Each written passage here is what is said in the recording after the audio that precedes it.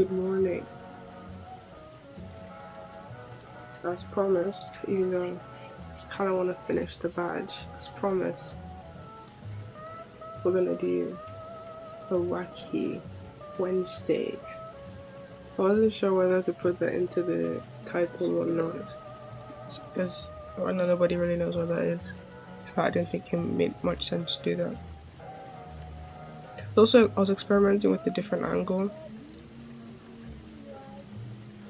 Um, but I'm gonna stick with this for a bit. But in the future, coming very soon, I'll maybe change the angle up a little bit, get more interesting, I guess.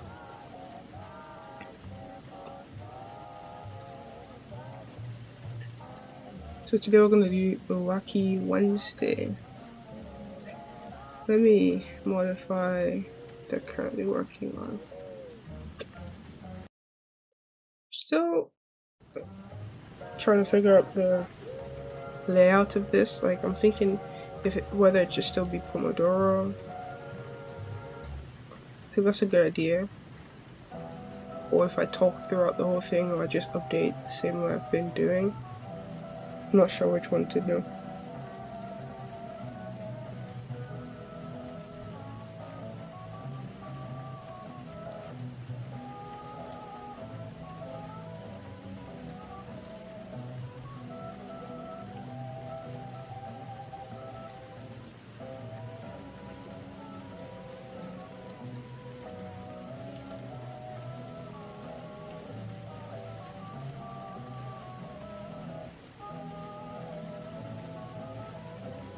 So yeah, I'm not really sure about the format yet. I'm gonna try and figure that out as we go. Just want to give a quick update on the PCB. It's looking crazy, like it's looking insane, and it's not done yet. It's almost done. I finished yesterday, and I went and ran the DRC, which is a design rule check. I got 90 damn errors. Sorry, 94 errors. My god. My god. But yeah, I think I changed some settings and it went down to 60, no, it's like 79. Then I changed a few more settings, it went back down to like 60 something.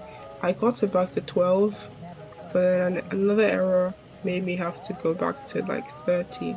So that's where I am right now. I was like, I literally spent the whole time from the stream working on that thing yesterday. The whole day yesterday working on it, and I'm still not done. I just have to fix those errors and then get in contact with the person to check it, and then order the parts. But I am really excited for the 3D model, which will come tomorrow, or maybe today, but probably tomorrow. The 3D rendering, very excited for that. So it's gonna be so cool.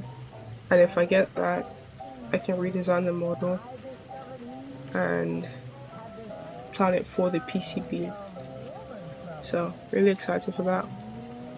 What I need to do now is start planning another conference to go to. And I have a list, I just need to go. Actually, I have a thing on, no, it won't be done by Monday, no, definitely not. Maybe a prototype. Oh, it'll be done, oh no, I don't know. I'm just looking at all the things I could possibly take it to.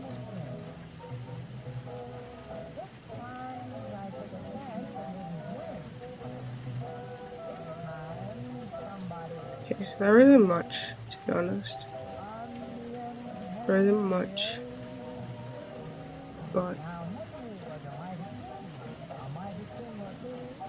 yeah, there isn't all that much to take it to yet. I have to look for something to just show it off, you know.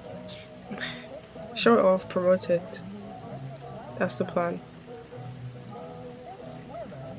Once this PCB's done, I think that's the brunt of the work.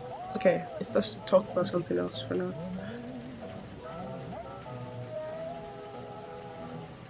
Oh, I want to see that. I just wanted to focus. It's so dark. Okay. Why is it so dark?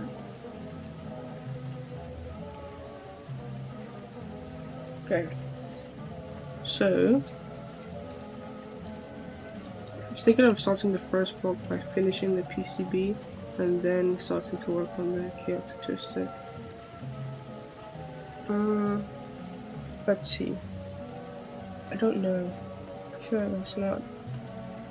I think I should just go to plan and start the twister. I need something to bring me joy again. This thing has sucked away all my joy. Let me show what the PCB looks like though.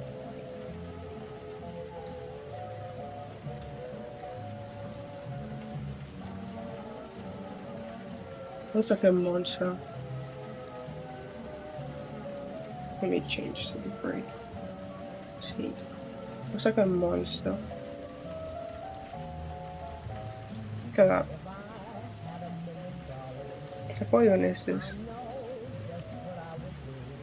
I don't even know if I knew if this is correct. That's the sad part. I don't know if the footprints are correct. I don't know if the wiring is correct. I don't know if the grounding is correct. And then this is what the board is going to look like. Which is actually kind of exciting to see. This is version 1 without any of the extra parts. This is just the e-paper display. Okay.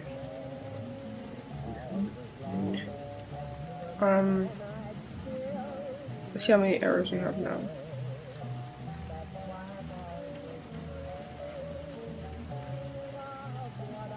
"38 errors. Beautiful. I'm even thinking like I don't finish the whole thing. Okay, I leave it at like what 12 or something errors, and I just send it to the person to check so they can fix it for me. They tell me what to fix, just so I know that it's even right in the first place and it'll work. So I might contact them. Okay, I think I want to spend the first block finishing this, and then we can start the twister line. I think that's a. I want to say it's fair, because is it really? But I do have all the parts with the twister mat right next to me, so it will be started today for sure. I just need to get a good leg up on this node PCB, this node project.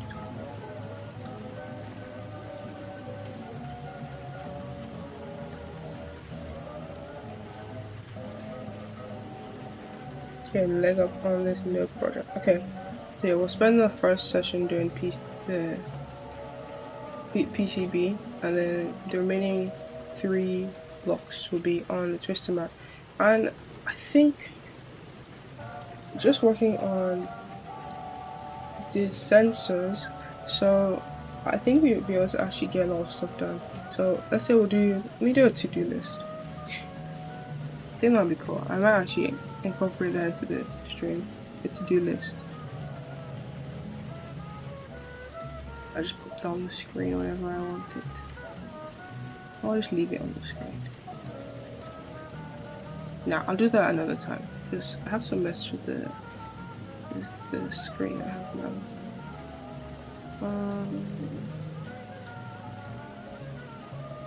I always forget how to use this software.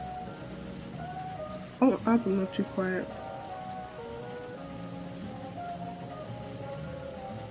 Let's see, text. Let's call it to do.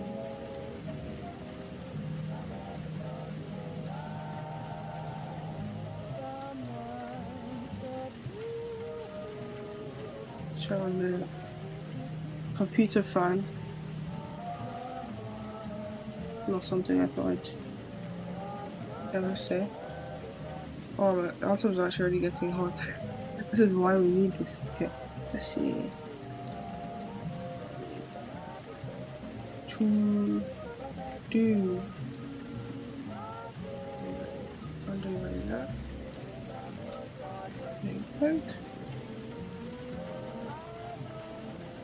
Okay, great. Um,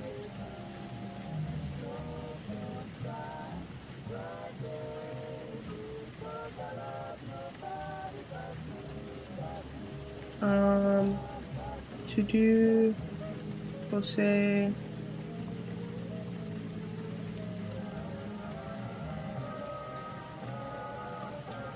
what do I have to do? So we're gonna create pressure sensors.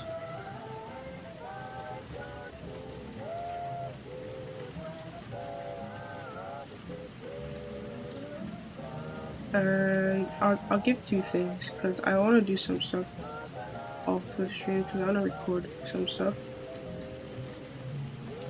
In fact, I'm wondering how I'm gonna record.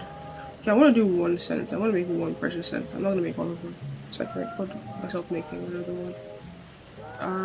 Pressure sensors and what else? What else?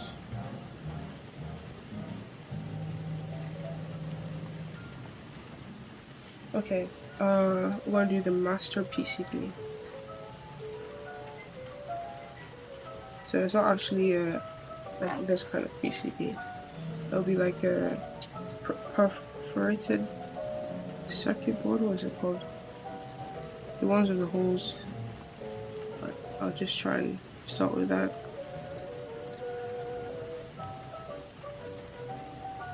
Or no. Let's do that, and then we'll try and get data. Try and visualize that.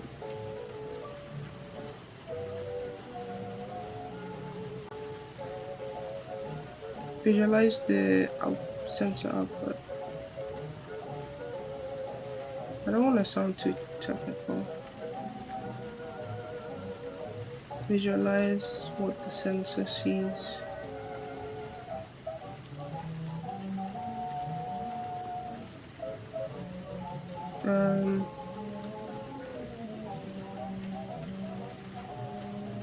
Okay. Oh, it looks crazy on my screen right now. Okay, I wish I could underline it. How do I underline it? I feel like a boomer. I think I have to make them separate. At least marked out. No, that's wrong.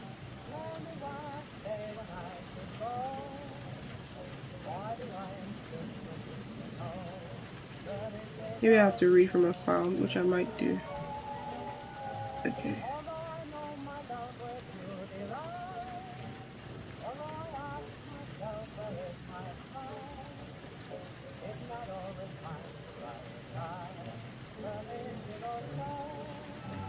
Looks a little bit better.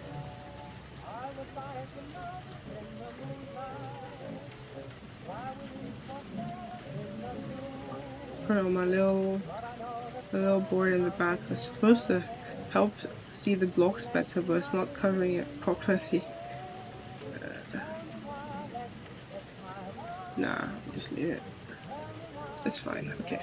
So yeah, our to do is to create the pressure sensors and then to visualize what the sensor sees from the second block onwards. So the first block will be regular pomodoro, and the next blocks. The second block onwards will be the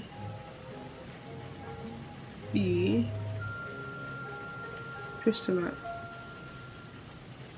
I'm actually experimenting with a new design, so it'll actually be an engineering challenge to see if it works or not.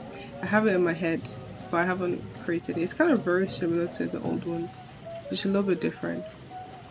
So it might not work, but I think it will. I think it'll be fine. This one should be a lot sleeker. Should be able to roll it up. Maybe not actually, but it should be a lot sleeker than the original version.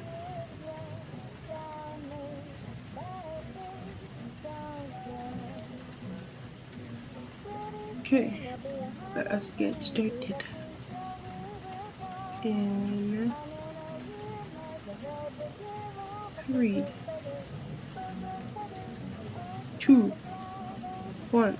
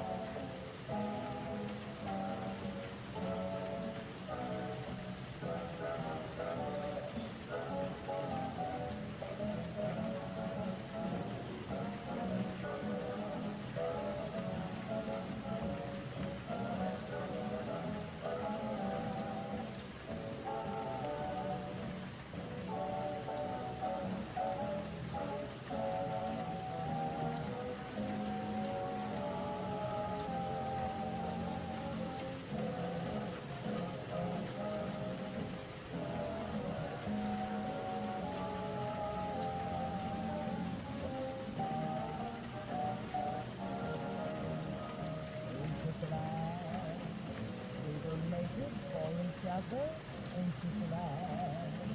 We have waited for each other, we agreed. Constantly, life is just a symphony of perfect harmony, into glad. How we get along together, into glad. We can laugh at stormy weather, folks declare. What a pair. They can see we're happy and we're glad. Just like two lovers on picture covers, in spite of sun or rain. We find romance every evening in lovers' lane. We're glad that our kisses keep their flavor into July. Everything is in our favor every day.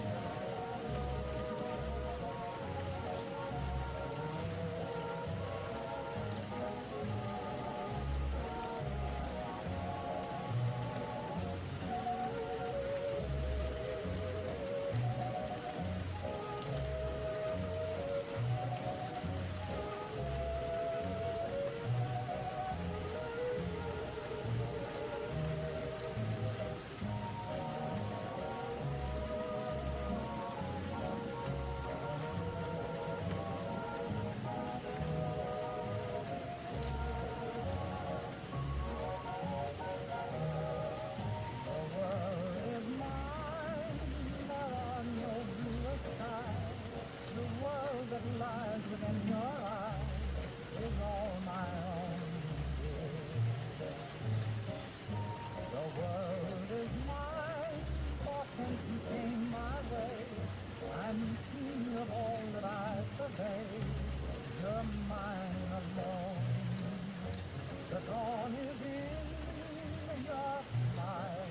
Your voice is the whispering breeze. Your love is the music of peace.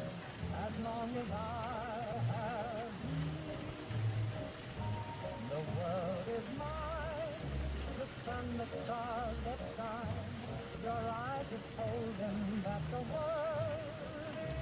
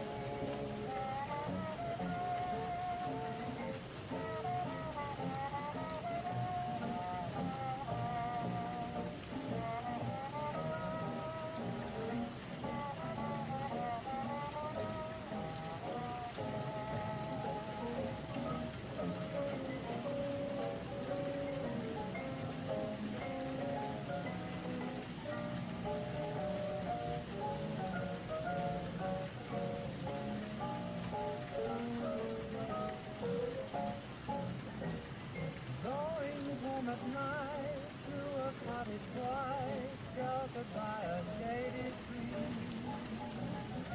Speaking of a place called heaven, that's what heaven means to me. Always finding there those who really care, places that I love to see. Round the fireside at seven, that's what heaven seems to me. In the radio, croons a tune about the moon and silver routine. Till it's time to go up the stairs where someone shares the cradle of dreams. And then a little clock by a little cot, whispering on bended knee. Bless my mama and my daddy, that's what heaven means to me.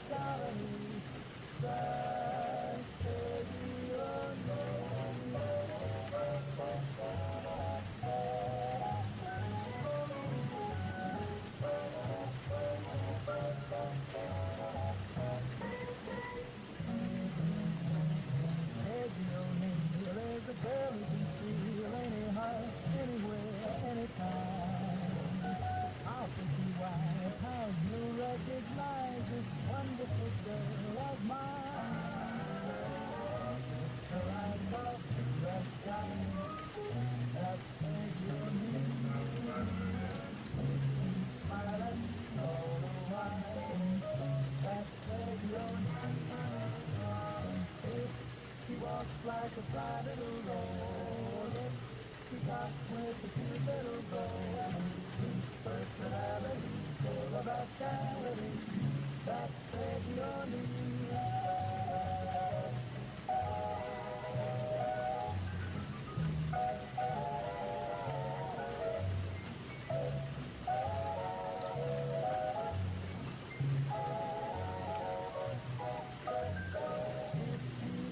Like a fly little rose. Got with a cute little bow. Personality, full of vitality. That's Peggy O'Neill.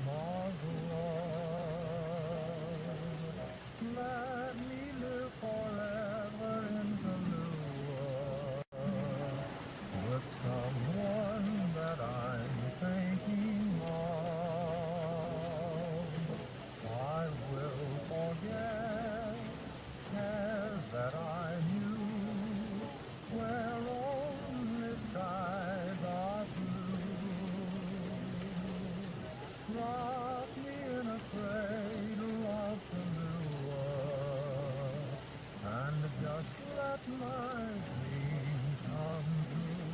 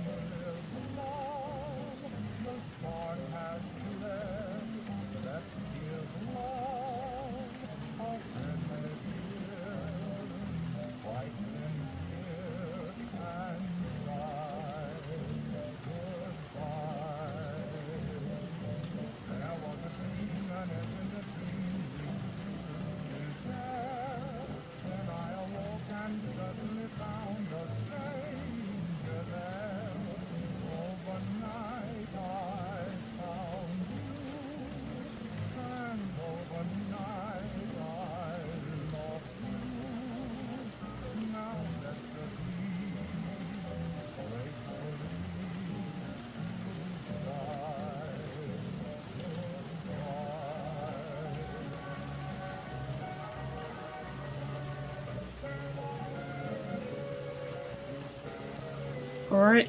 Okay. Made good progress on the badge.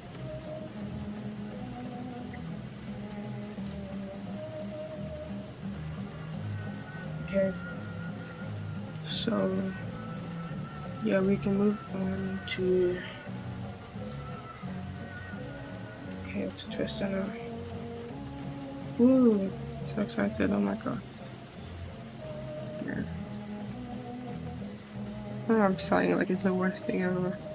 I'm just kind of locked in on this node badge right now. God, what did I just do?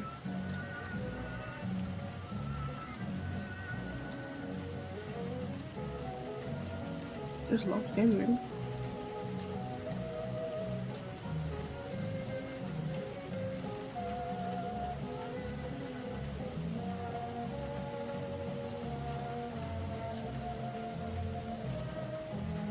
Oh, I'm not supposed to show that. It's private stuff. Very private strategy.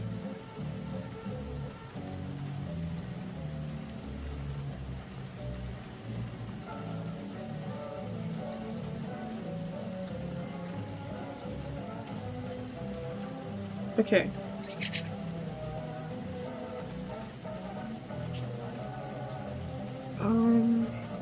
I said I'd set up the treadmill today, but I don't have an additional camera, so that's not gonna happen.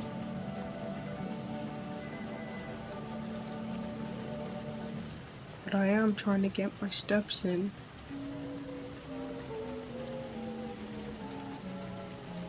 Do I just yap and walk? Just look at the timer going down.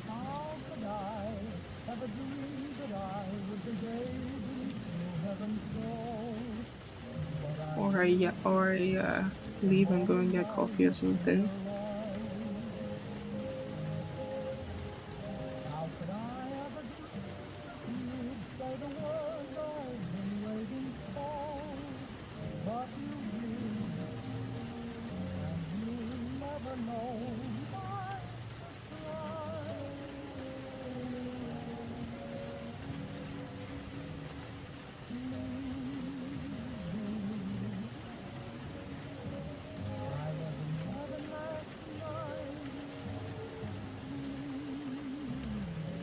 Okay. Yeah, I might go make myself some coffee. Coffee.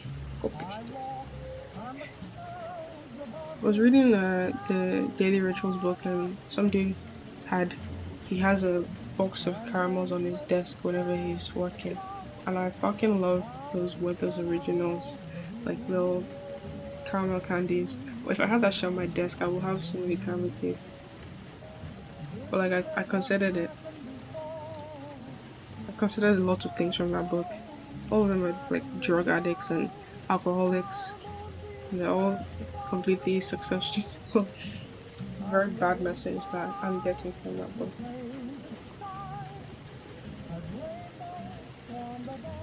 I'm gonna make myself coffee.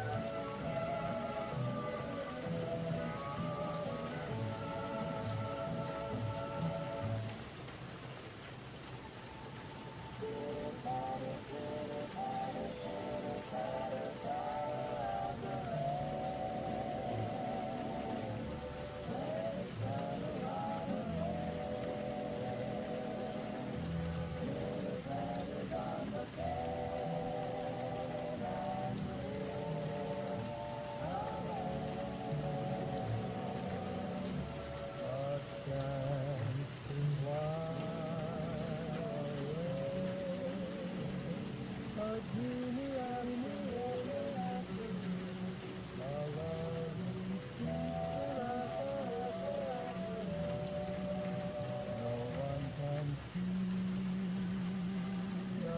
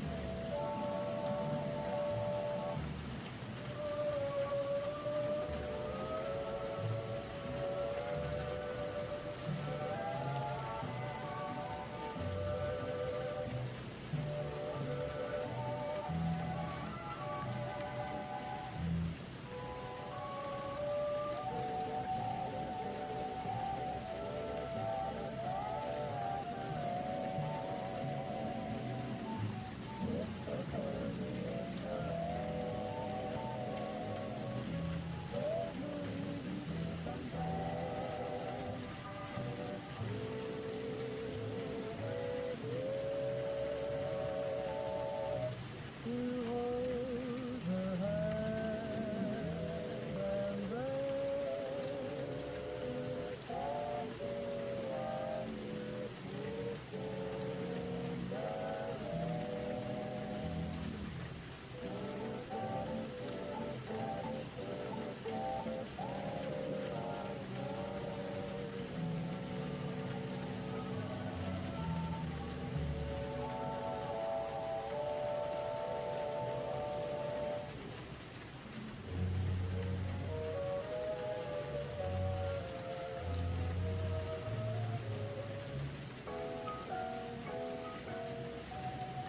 they're playing a song of romance, and we're swaying along in a dance. But somehow I feel this night is unreal. Sweetheart, can't you see at a glance I'm walking in a dream with you, love? Won't you make the dream come true, love? Hold me to your heart, never let me free.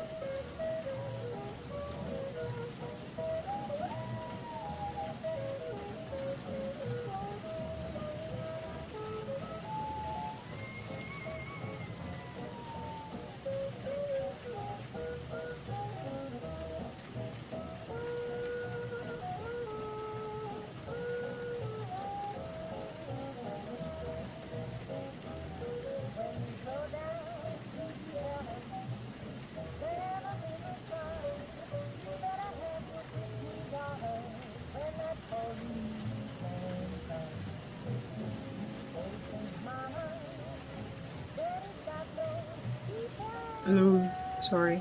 A little bit of time with the coffee, some toffee, some cinnamon. Maybe you'll able to see today. Kind of. Looks a lot ugly actually. Maybe I won't do that again. Okay.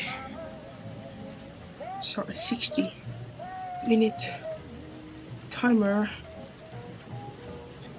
for the twister mat sensor unmuted for 60 minutes of yapping. Beautiful. I love it, I love it, I love it.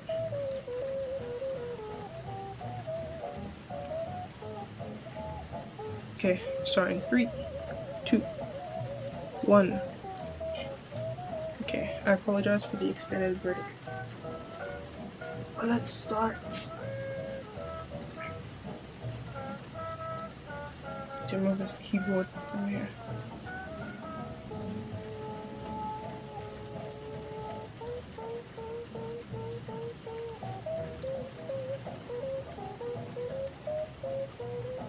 Think that computer? I don't think I need my computer for this.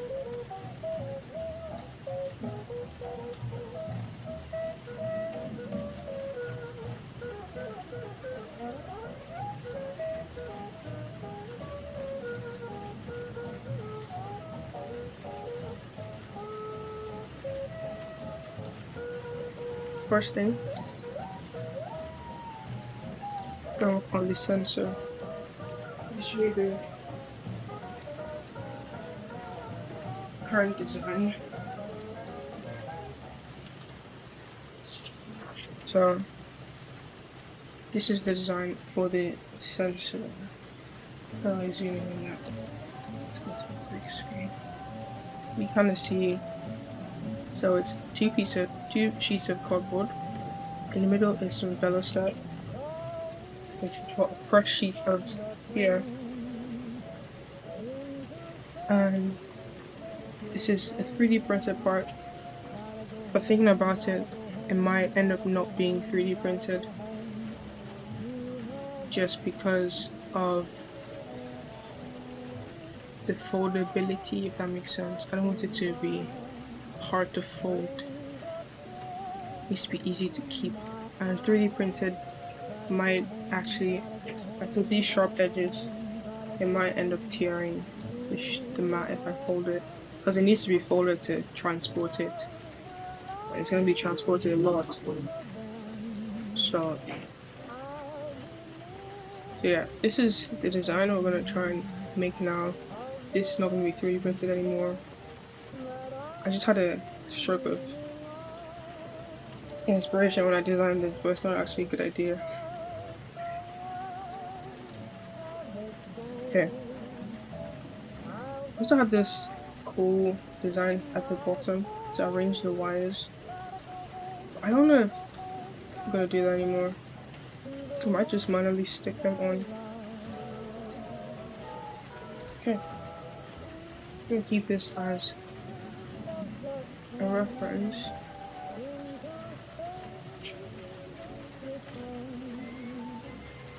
On the Z side. I'm just gonna hack away these digital ID things.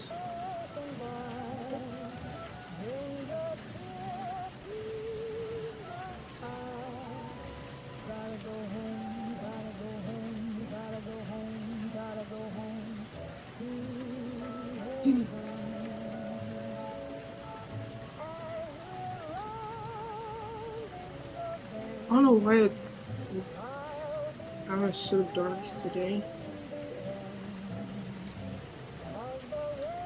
Okay. So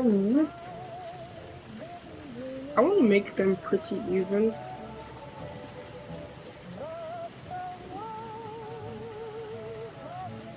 So I wonder how to make pretty like even circles. I don't have a compass or guide. Actually, maybe I do.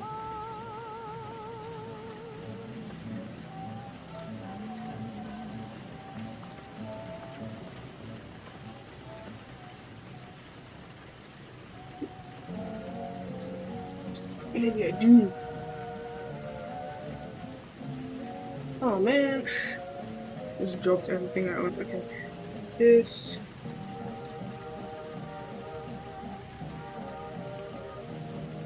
Got this roll of cloth paper to use as a guide. Instead of compare it to the size of the two math circles themselves,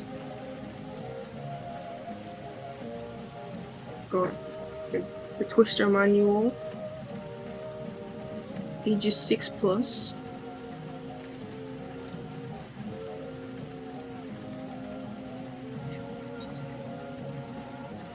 And got the spinner,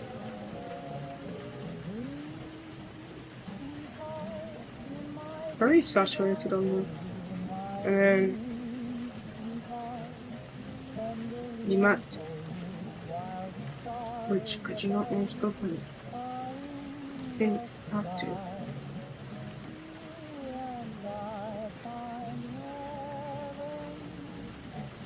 Just to see how big a circle is.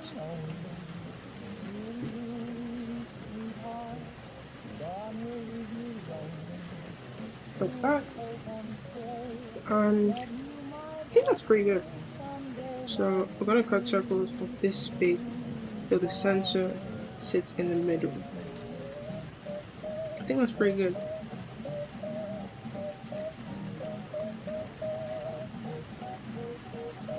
I think that should work. Because if your hand is like on the edge, it should be in the center, right? Okay. So now we have the size correctly.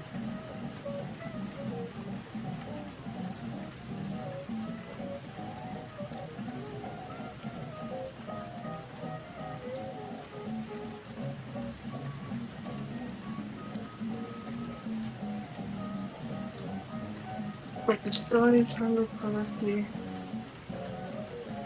Let's make this sense. I'm gonna keep the mic next to my face because I don't want to talk very loudly.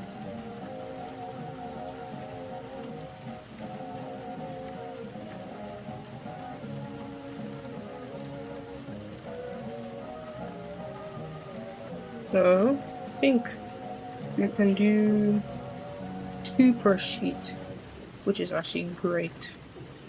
I think yeah, we can do 2 per sheet. Hell yeah. Okay, so we will do for this thing.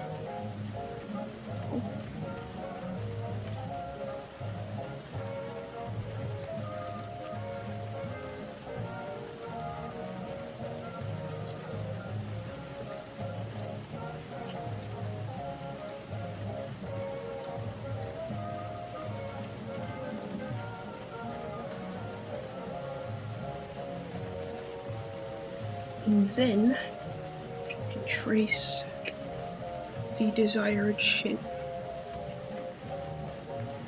Pencil.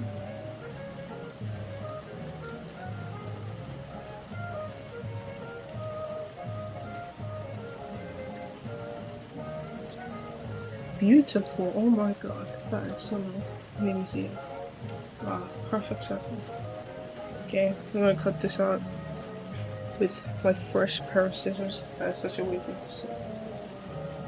But it is a fresh, this has never cut anything before. Wow, it's fresh. Anyways. Yep.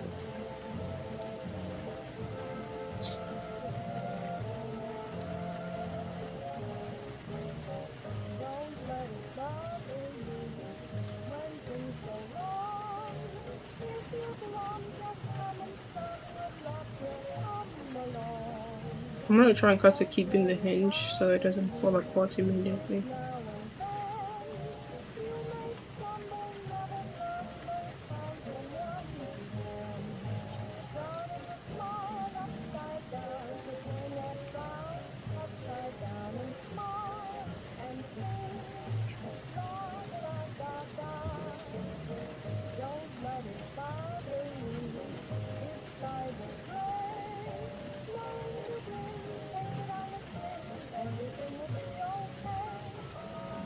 Okay.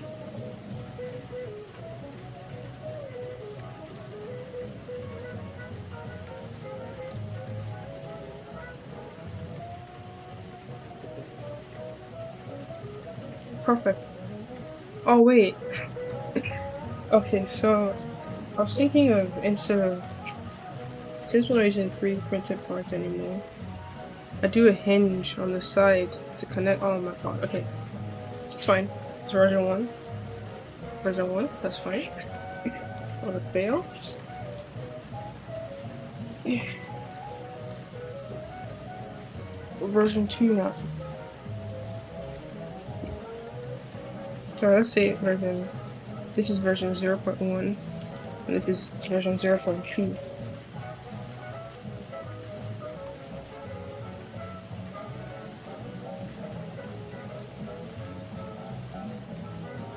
So do the same thing. I don't like folding edges because I need to get them perfect. And that's more time than I like to spend on making an edge.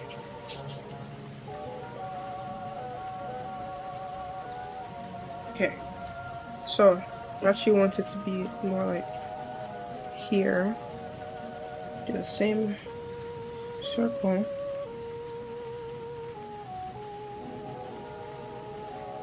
And then try to like create this shape here. So I'm just gonna eyeball it. It's like this and this. So we get a connection point here, and then maybe I'll give it a curve or fillet, as the cat people say. So I'm gonna do that again.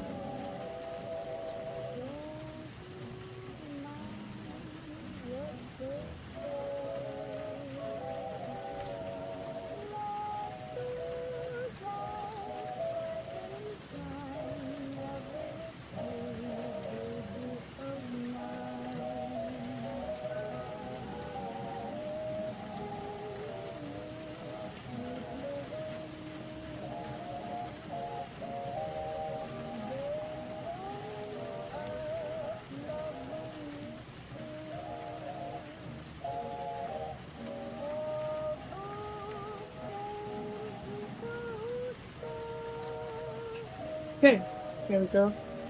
And now have this version 0.1, version 0.2. Beautiful. Okay, just clean it.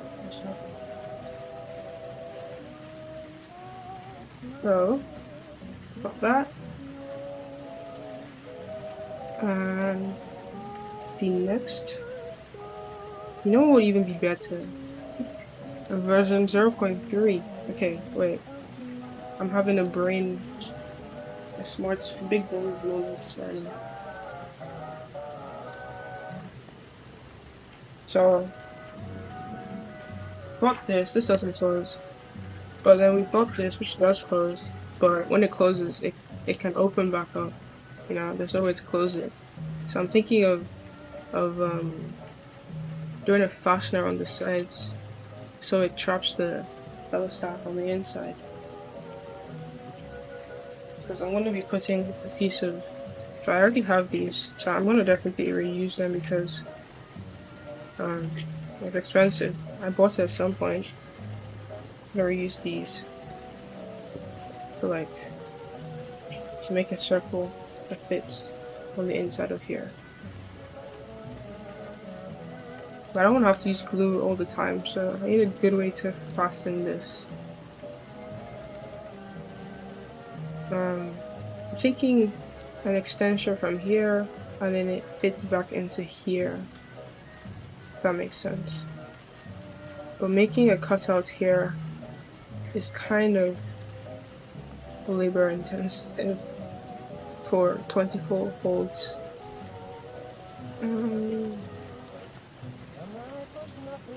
Let's just make this first version and then we can modify and improve later.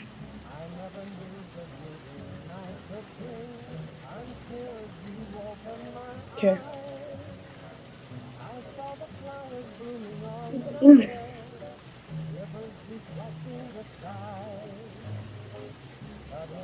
Okay, so we do need a way for the wires to get out. And I want to make this as small as possible. Before I do that though, I'm trying to recreate this. So, you see how it closes on the sides? I just use tape. I don't want to have to do that again.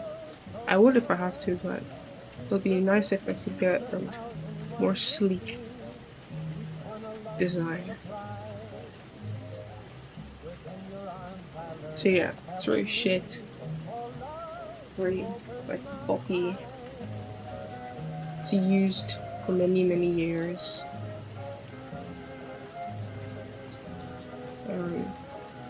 Also wondering how I can keep this clean because it's gonna be on the ground. So I'm thinking maybe I even put the old twister mat at the bottom so it kind of covers. I think I'll make it a bit too heavy. Anyways, we've got this. And I have new tape, copper tape, and it's double the size, even triple the size of the old one. So let's try it out. This is actually slug tape. I've never heard of that until I have to do this. A slug copper tape.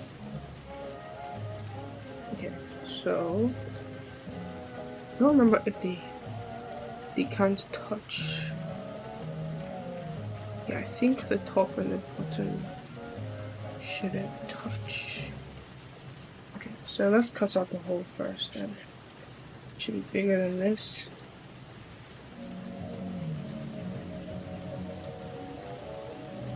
So just want to trace out a circle, a semicircle. It goes like this.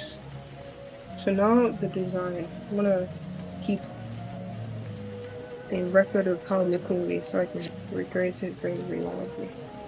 We have a sheet of paper. I don't think you can see my drawing. I have a sheet of paper. Fold it in half. Oh my god. Fold it in half. And then using the tape to trace around that, and then that becomes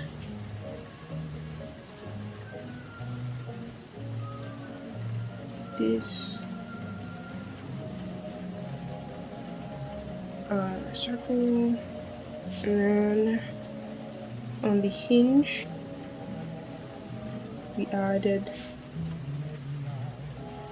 the little curve like that, and then I'm gonna do one more drawing just so it's obvious. A circle,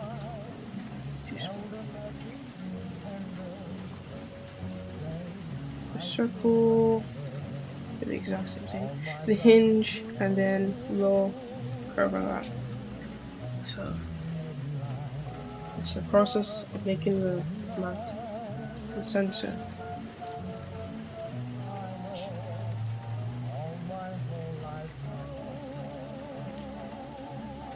So yeah, it's what, 1, 2, 3, 5 steps, 6 steps. And then I did that and then cut it out. At least this is what it is now. We're gonna call it version 0.1, 0.2. 0.2. Oh my god, I turned off the auto lights to turn off at 12 PM. It still went off. Turn it off specifically because of this stream. be fair, I'm usually supposed to end by 12, but it's because it's also really late today. Probably end by 2 p.m. today. Also, this is supposed to take like 2 minutes before.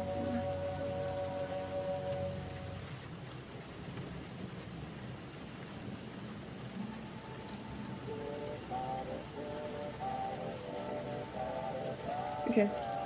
Hopefully you can see the thing better with the lights on. And then cut it out. Have this with. So this is our final state for version 0.2. So just gotta cut that so we can match our banner.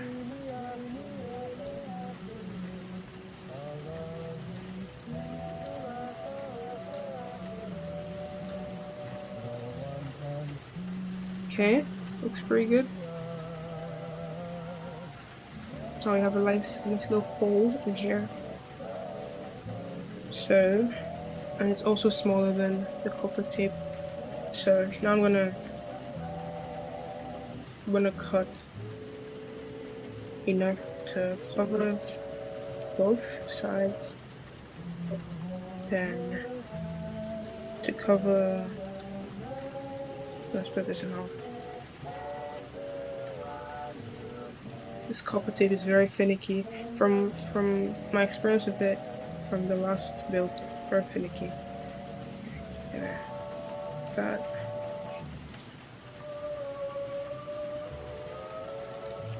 Okay.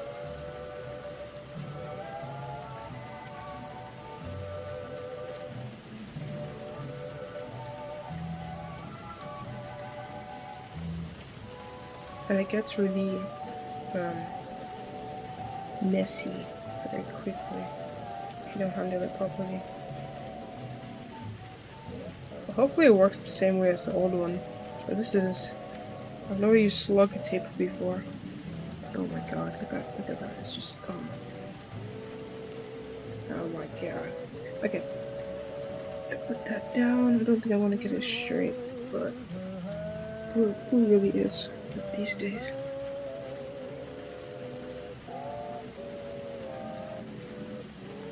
Okay, got that.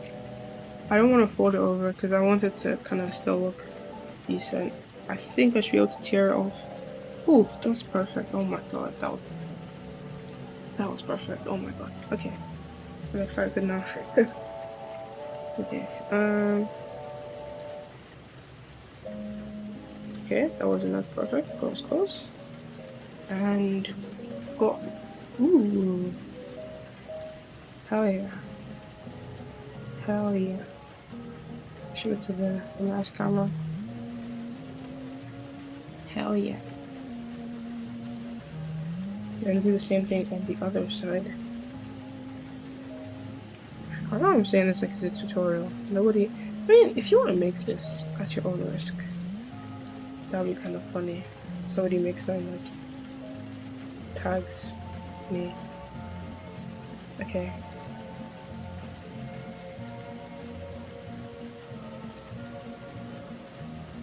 So messy and so finicky.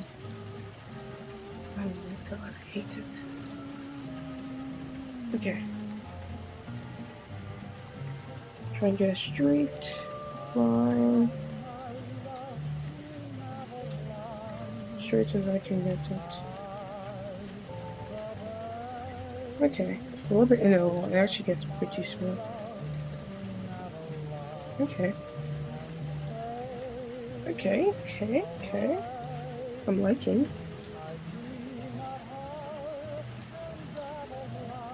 Okay.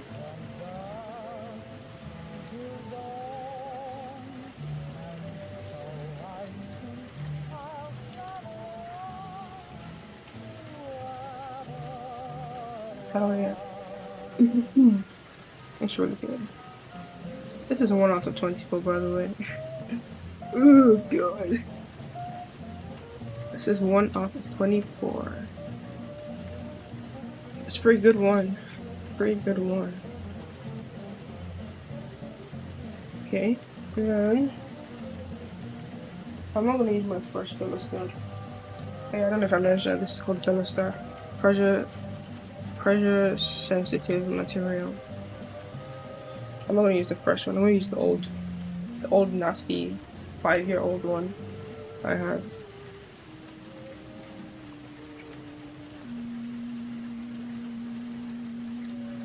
And the plan is to just have that on like that, and then probably cut around it, right? That seems like a good idea.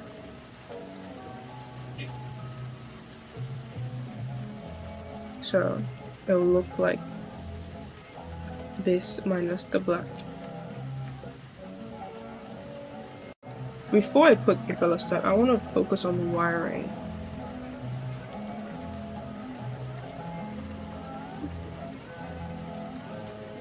So these sensors take in 2 wires. One goes to the top pad and the other to the bottom. When you put Velosat in the middle, it's somehow measuring the change in resistance between the top and the bottom layer. I'm probably not explaining that correctly, but you can Google it if you really care that much. So I just need to connect each of these wires to the top and the bottom, right? So I need to strip them. I just need a reliable way of them sticking, but could solder, but it's paper. I could try that, but soldering isn't very reliable for this kind of thing because it's hard on a soft surface, so it's just gonna bend and break. For this older version, I just put more tape on top of it, which I might just do now. I might just do that. So, before we do that, I'm gonna, let me see if I have an example. I don't. Near me. I had the wires like twisted, so I had them like that so that they didn't really disturb each other that much. Like this. So I'm gonna do that with my drill. Piece of hack I found. I remember when I initially made these, I had to twist all of them by hand, and it took hours. I had my hands are cramping up, but now I have a drill.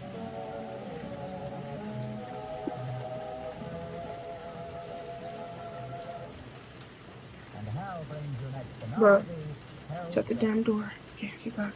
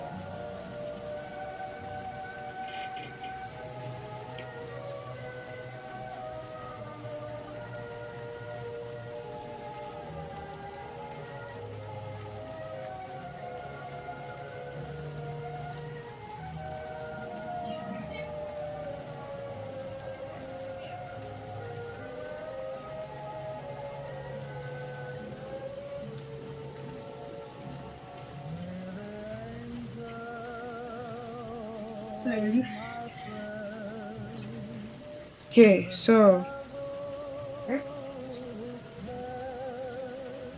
oh, this is very entertaining. But I can do that. Oh shit. Um.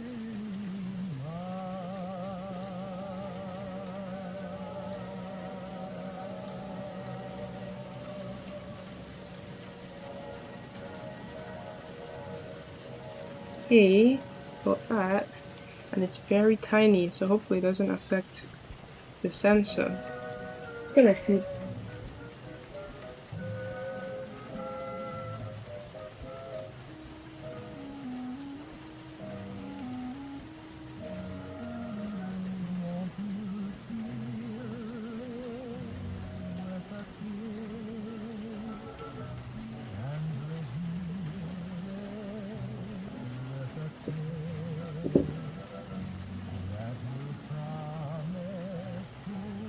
Okay. Oh shit. Oh my god. Oh my god. Oh, oh shit. Okay. Okay. Okay. Okay. Okay. Okay. So okay. I think that looks good. Okay. Okay. Okay. I've got this.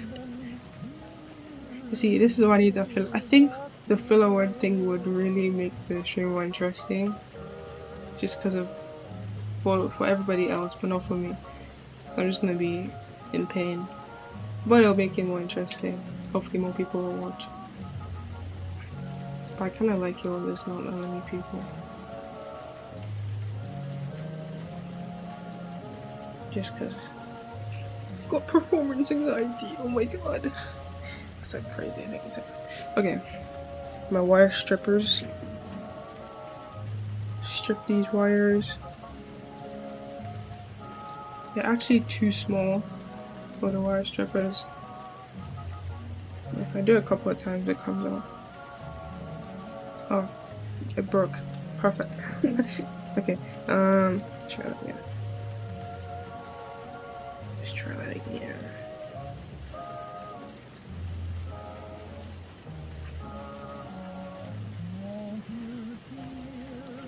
Let's try that again. Okay, kind of works. I need better quality stripper. Oh, that is a crazy thing to say. I need better quality wire strippers. Okay. So, we've got that, like that, and I think I'm just gonna attach it like this on the inside, like that. I think the move is to fray out so that it gets maximum surface area, if that makes sense. You can even see what I'm talking about. You can kind of see here. No, oh yeah, you can.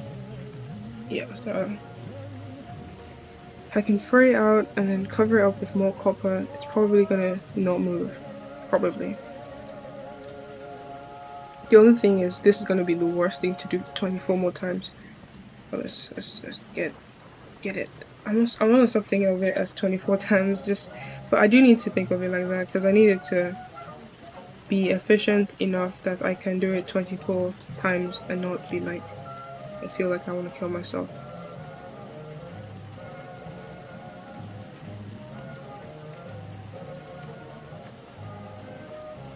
Okay, and then put it over it like that. Wow, it looks so shit. But it probably will work. I'm gonna do the same thing on the other side.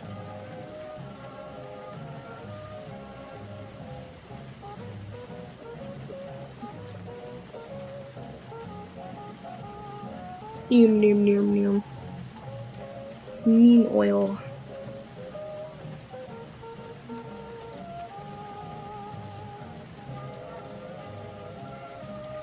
Same thing on the other side.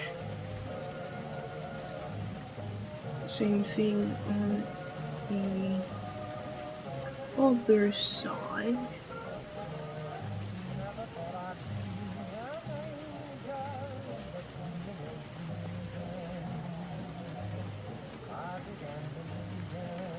Okay.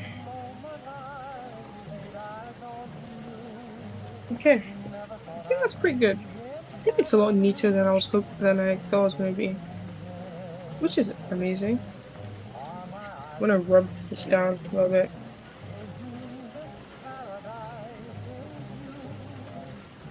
Okay. But yeah, that looks amazing actually. Imagine 24 imagine 24 of these. Okay. Perfect. So this was supposed to take an hour and it's already almost done. Okay, what do I do for the next 2 hours? Because I think I won't even get the visualization done in at least the next block. I'll show you the visualization on Arduino. Probably ask ChatGPT to make the code because that's way easier. But I do actually want to change the way I want to create. Okay, let me add that to the to-do. I want to create the. Okay, let me explain. So for these sensors, we have the velocity in the middle, of course, like that, and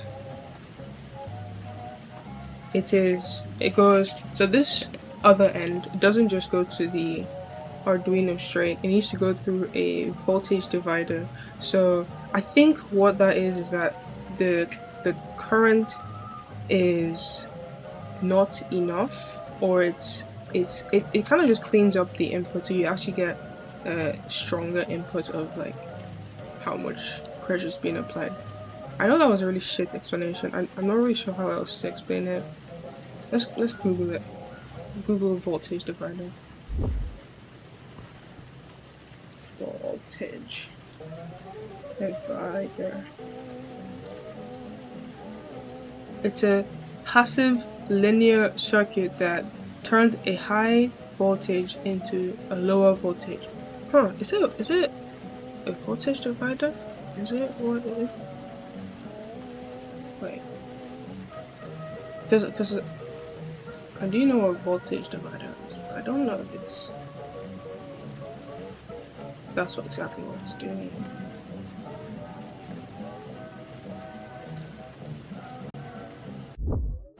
Let's see. Let me just confirm. I want to actually at least explain things properly. If I'm going to be explaining it, right?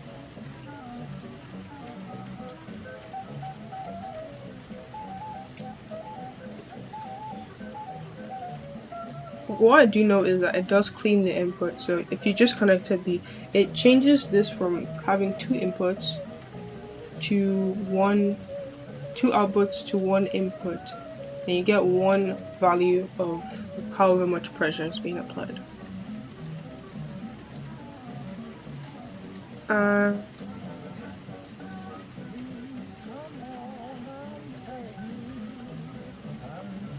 I searched up a couple of days ago, so let me see what I searched up.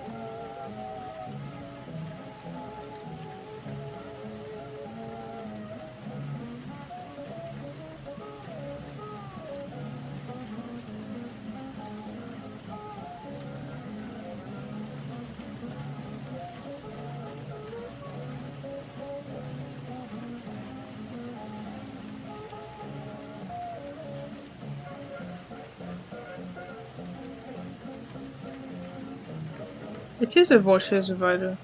Okay, because I asked What do you put after a pressure sensor to regulate its voltage? A voltage dash, because I forgot what the word was. So yeah, a pressure sensor is a variable resistor. On its own, it doesn't output voltage. You turn its resistance change into voltage using it. Oh, so okay, so you turn the resistance change into voltage. So yeah, as the pressure changes, so as you press the sensor's resistance changes and the voltage and V out changes. Okay. Or okay. Okay, so what it does is it converts the resistance changes into voltage. Okay, so that's exactly what we want, right? So every change in resistance, or increase or decrease, which is a change, it outputs the voltage, or however much voltage it changes by. Which is kind of cool. I didn't know exactly what it did.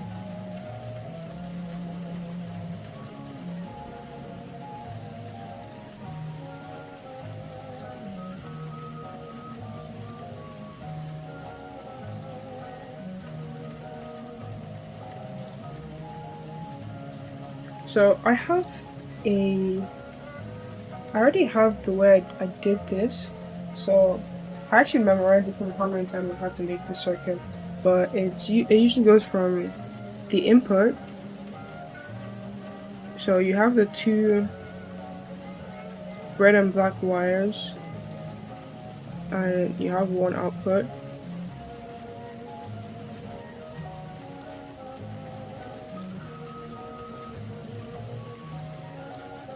Input to resistor.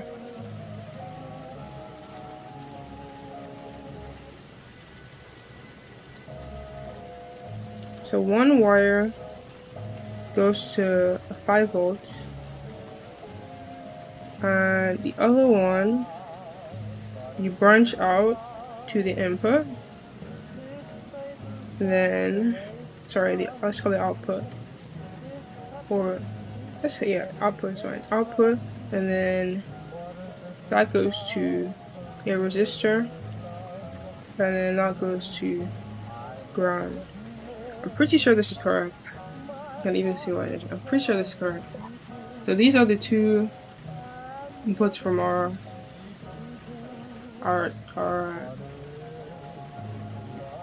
pressure sensor that we just created. We get our output, which goes to whatever microcontroller we're using. Then we get the 5 volts or 3.3 volt, and then a resistor that goes to ground. And I'm looking at ChatGPT now. It's giving me recommended resistor values, but I didn't tell it that I was using Fellow-Stack. So I think it's mostly trial and error. It says 10k to 47k, so we can just start with 10k. Actually, I want to use something less common so that I don't run out of them, because I have a limited amount of resistors. Might actually have to get more. Let's see. Let's actually just start with 10k. Let's just start with 10k for now. So this is what our diagram looks like. So I want this to be this section, this little bit, to be as compact as possible, because I'm gonna have. Let me show you what the plan is. So yeah, I even have a diagram already. I have the twister mat, and I'm gonna have 24 of these, so I need it to be as compact as possible, so it's easy to transport. And I'm gonna connect either 4 in a row or 6 in a row. I think it might be easier to do 4 in a row, just because I have these 6 ports I can access individually. So I need it to be as compact as possible. I have PCBs. I think I have a few, I'm not sure how many. Um, I'll just take this whole thing out.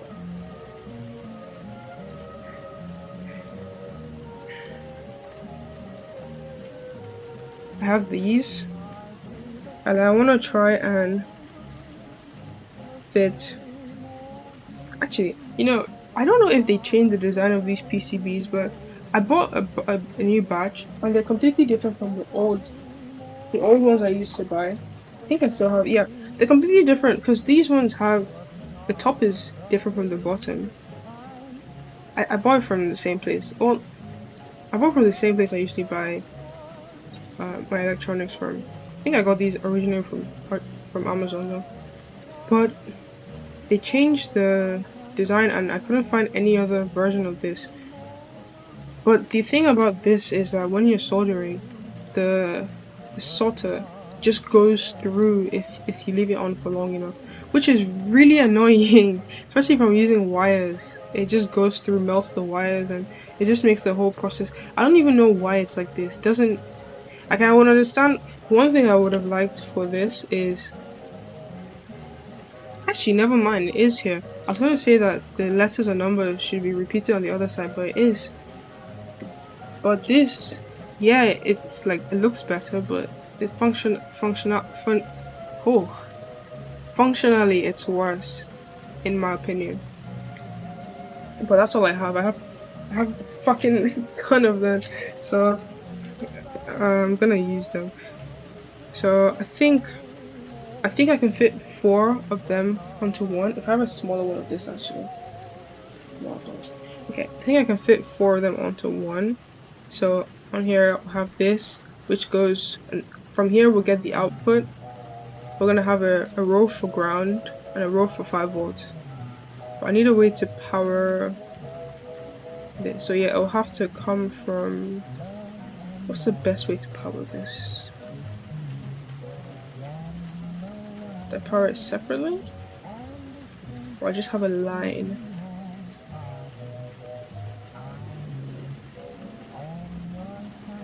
For the same line that's coming here for the outputs, you just have another line coming from the inputs. Anyways, I'm just gonna keep this here so I know that it should be like this. So let's go in here. Okay, so what we're gonna do. Okay, so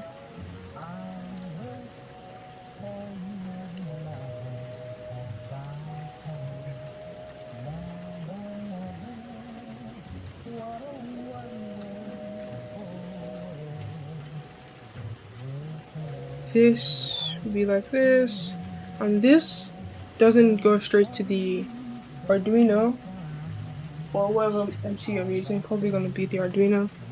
It has to go into this crazy charger here. I'm gonna use solid core wires, these, instead of these jumper wires, because they're just more reliable. Don't have to worry about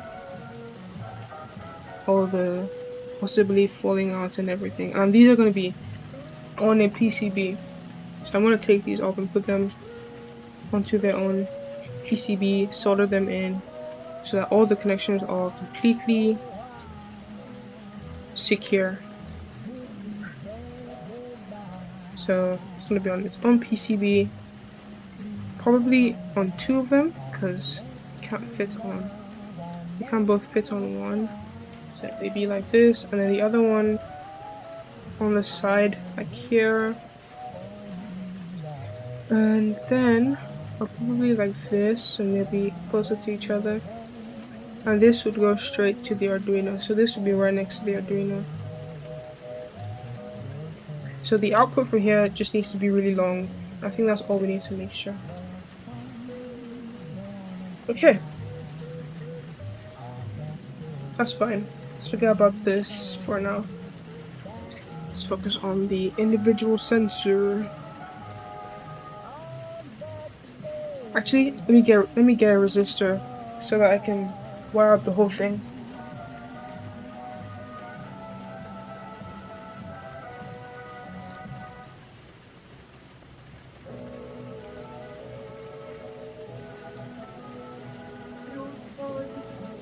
You can also assess how many resistors we have to use.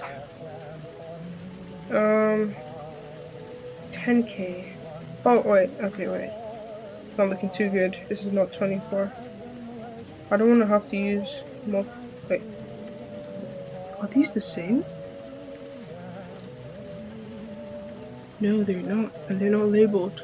I hate these down cards. But to be fair, this looks like somebody labeled this by hand. Someone definitely labeled this by hand. That must be really annoying to have to do. Man, I'm so grateful that my job isn't hand labeling resistors by their value. He probably has to grab a multimeter, check it, and then, oh my god, that sounds like hell.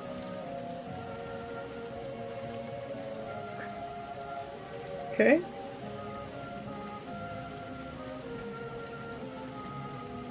I definitely won't have enough for 24, but at least I will have enough for one.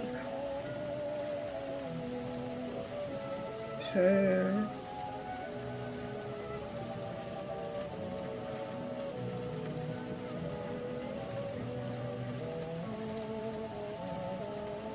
let's start with 20K. Hopefully there's like double or some of them. I doubt it, but this is all the resistors I have. No, that's not true. I used to have a really big box of all my stray. Actually, no, I still have some of them. Maybe I'll. But the thing is, they don't have labels, and I'm too lazy to have to go through each. See, that's why I said I'd hate a job like having to label these, because I don't have the alligator clips, so it's really annoying to have to multimeter them every time. Okay, let's grab this off here, and I'm actually getting ahead of myself. Let's finish with the sensor.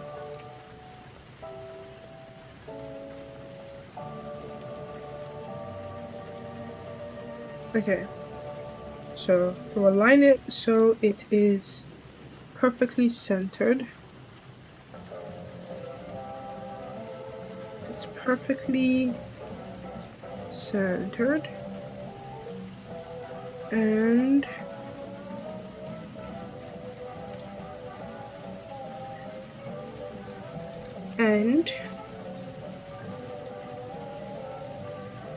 like that, and then I'm just gonna cut it.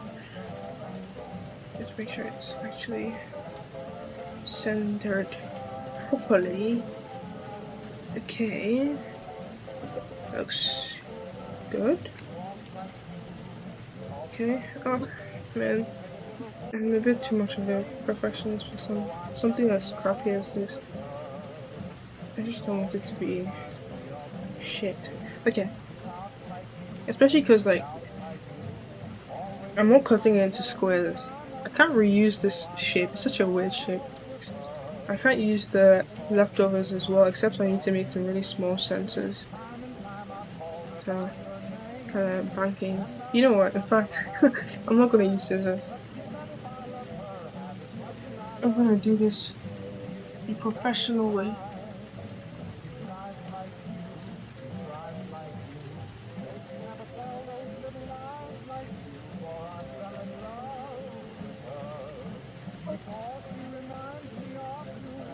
Oh man, you can't see the to-do now. God damn it. God dang it. Okay, put it up here. You just have to guess what block we're on. You kind of see. You just guess by the whichever one is moving. Okay, let's finish this in the next 5 minutes so I can move on something else in the next bit. So, just the professional way. I have an X-Acto knife that is very blunt, so I might even change the the tip right now.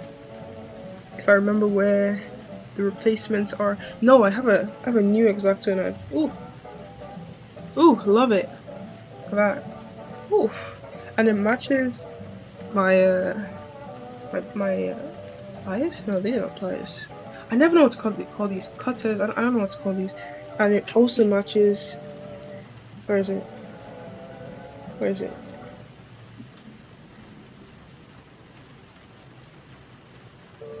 Where is it? Where is it? I can't even find it. Oh my god. I bought 3 pairs of scissors. Oh, there it is. There we go. Ignore these. Forget about these. Forget about these two. Look at that. Look at that. If only I can match all of my stuff like this. That would be amazing. It's just, I wanted these, but the 3-pack was cheaper. So I don't want to spend like £5 on a pair of scissors. I'd rather spend £5 on 3 pairs of scissors, right? Okay, but look at that. Look how nice they are. Okay, let's finish this. If I waste more time. I'm using these because they're fresh. So I wanted to use them for the first time. Okay, let's try and cut this with sense. Oh my god, fuck. I fucked it. Okay, recovery. W recovery. There's no way I'm gonna do this by this the whole time. I'm gonna fuck it up.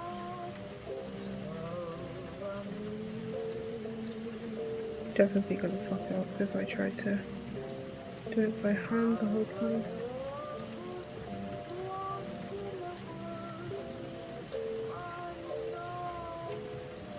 Why did I do this? I should just use the scissors. This is so finicky. I feel like I'm cutting the paper on the other side. You can see what I'm doing.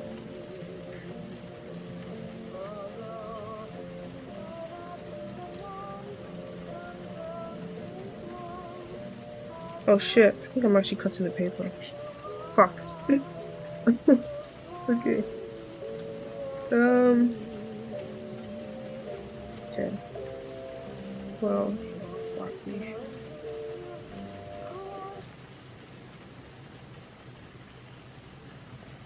Well, fuck. Well, fuck. Okay. That's... Oh my god, it's so bad. Just gonna clean up the edges that I cut off. Oh my god. Oh my god. Oh my god. Just gonna try and clean it up.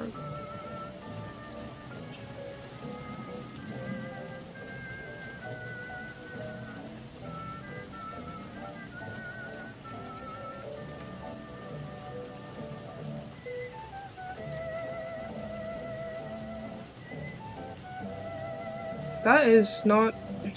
Oh my god, it's so bad. It's not too bad. Hey, but we got the sensor. That looks pretty good. Isolated. Don't look at it together though. Okay, so we've got the sensor. We've got the. That looks pretty good. I'd say that even looks.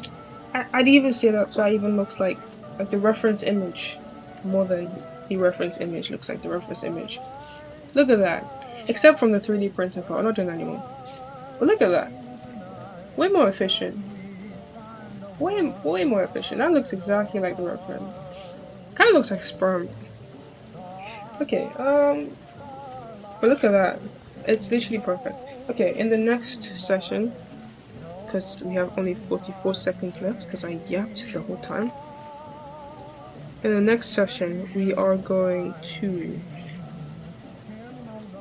test the sensor to make sure it actually works. But before we test the sensor, we need to solder on the voltage divider circuit on him. So let me clean this place up a little bit.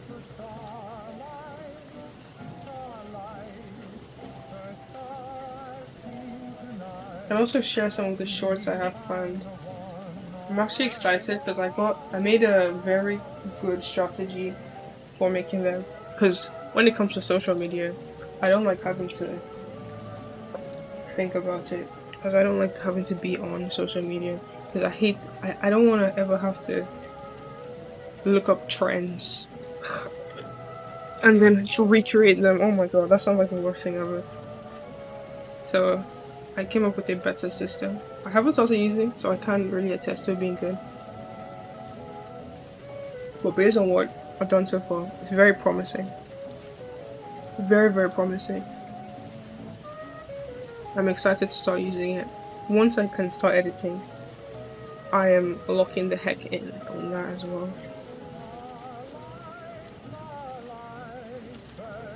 But yeah, look at that. Look at what we made. Hell yeah.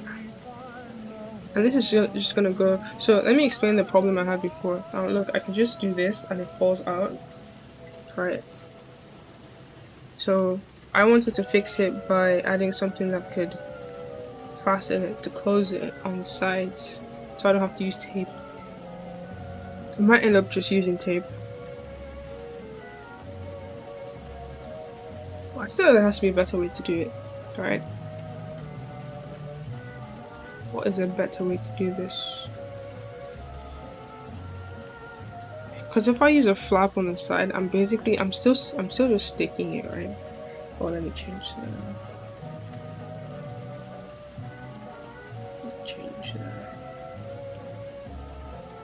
I'm gonna just do the timer on screen just because. Actually, no, I'm gonna forget about the timer if I do it on the screen. I need to have a physical reminder.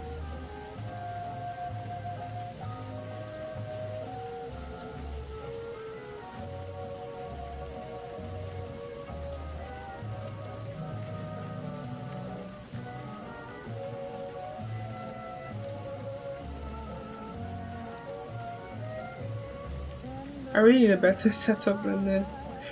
God damn. Okay, that was good progress.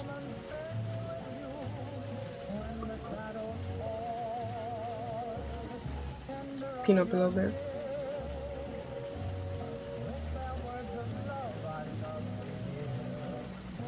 Also gonna turn on the soldering iron so it's ready when we need it.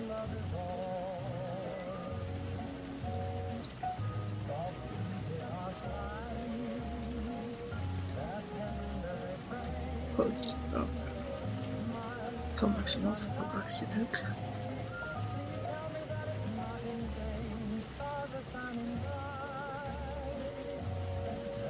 Another thing that was really annoying when making these was all these little bits everywhere. Because we're dealing with paper and wires, all these little bits of wire. I just hate them. I'm thinking of getting a desk bin, because I have a regular bin but it has holes in it, and I do like that bin, so I don't want to get rid of it. But something like this, like a cup or something, just keep all my scraps into.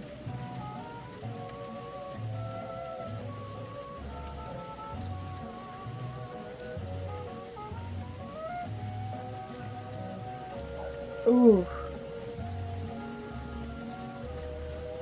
Might grab a banana. Gonna grab a banana and walk around a little bit.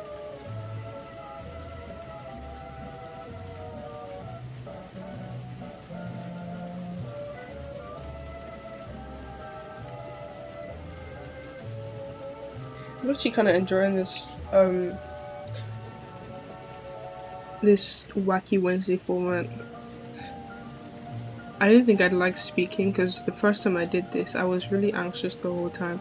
This is for the Flame Puncher video, the Flame Puncher stream. But I think because I planned a little bit more of what exactly I'm going to do, and I'm splitting the project into a lot of parts, that it's less overwhelming. Even though I did have a goal when I was making that, I didn't plan it very well. I didn't plan the project very well. It was still in its earlier stages, and I was still figuring out, like, do I need to 3D print this, or like for this, if I was gonna 3D print, it was a very small piece, so it'd probably take maybe 15 minutes, and then do that like, during the break or something. I wasn't worried about 3D printing. But I did the design beforehand and everything, so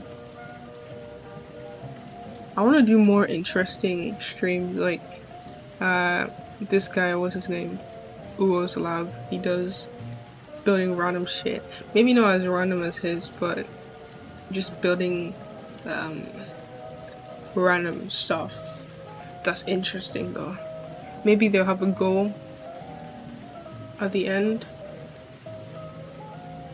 but it would be cool to build stuff that like carries over, even if it's less interesting.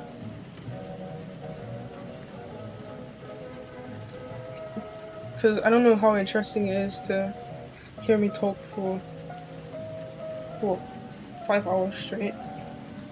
Even I get bored of hearing myself speak for not even up to 5 hours straight. So I can't expect other people. I'm trying to keep the stream kind of chill. I don't even know if there's music playing right now. I can't hear it. I'm on my headphones.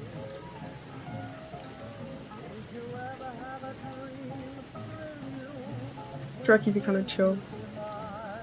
So imagine if anybody's using this, they'd be studying or something or building. I'm really hoping to get people building stuff, because maybe not yet, but prototyping and inventing isn't going to be taken up by just stuff with your hand. It's not going to be taken up by AI very soon. Maybe eventually.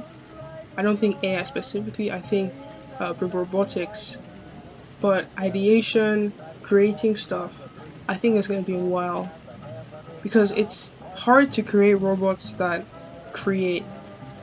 Like, it still has to be a human being behind them. And, I think eventually it's going to get good enough that it can idea ideas and then execute the ideas by itself. I definitely think we'll get to that point eventually. But it's hard to do. And, it's fun to create stuff. It's fun to have, like, create a sensor and it just exists now. Yeah. I think that's really cool. So I do want to encourage other people to build stuff, because that's how I started out. Just building random stuff that I thought was cool. And that's how I want to spend the rest of my life. For now, that's the plan. I enjoy doing it, so I'll keep doing it.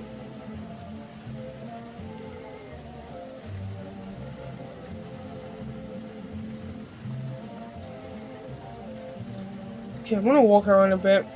Yeah, I said to get myself a banana. No.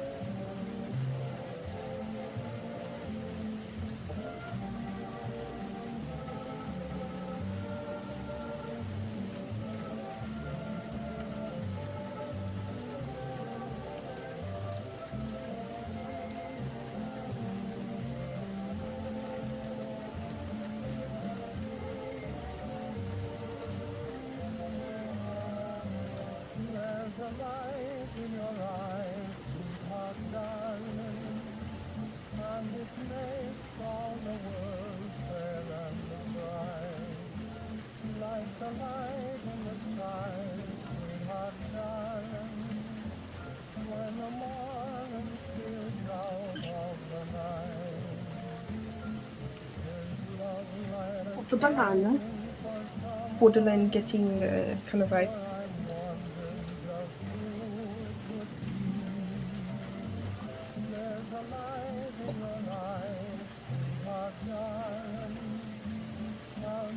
It was very funny. The whole banana for scale thing. I never knew what that was until like relatively recently. I'm gonna do a few banana for scales on here. This is my oh my god. I'm so strong. This is my remote control for my live dashboard, my live console, whatever I want to call it. Which I said I'd do a video on very soon, and I will eventually, if people are interested in it. And this is banana for scale. Pretty similar in size, to be honest. In my hand, banana for scale. Okay. Let me turn the light.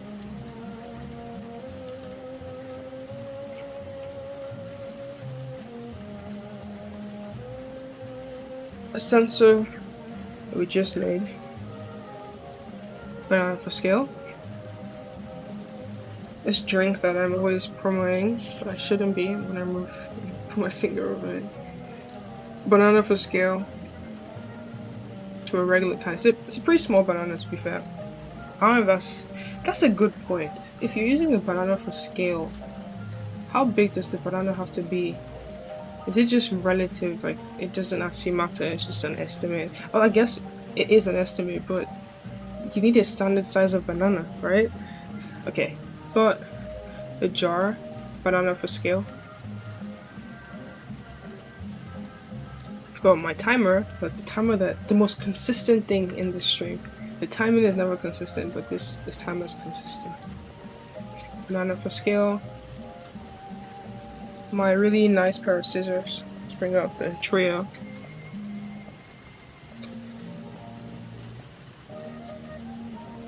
Banana for scale. Kind of see it. Banana for scale.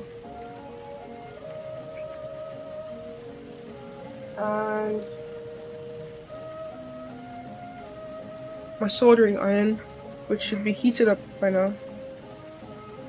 For scale. This thing has taken me through thick and thin. I hate soldering with everything in me. I hate it. It's so frustrating. And it's just, oh my god. The worst thing is having a deadline and having to solder for the deadline. My god.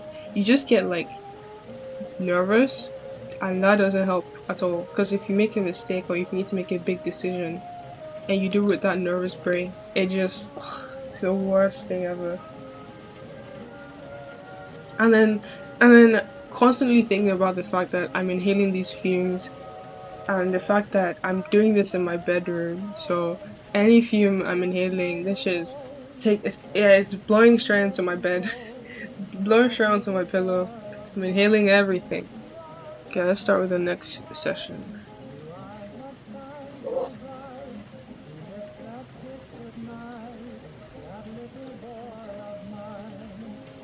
Like, if it was just annoying, that's fine, but then I have to have the thought in my head that, yeah, I'm breathing in this possibly poisonous gas almost every day, you know?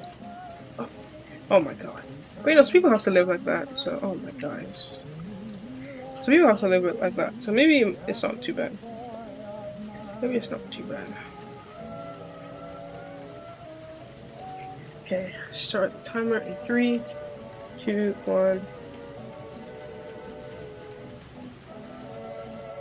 Just gonna use the audio. We're gonna see the timer this time.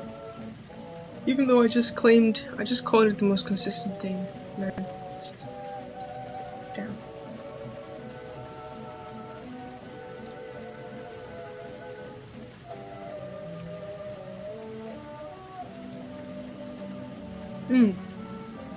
It's a good banana.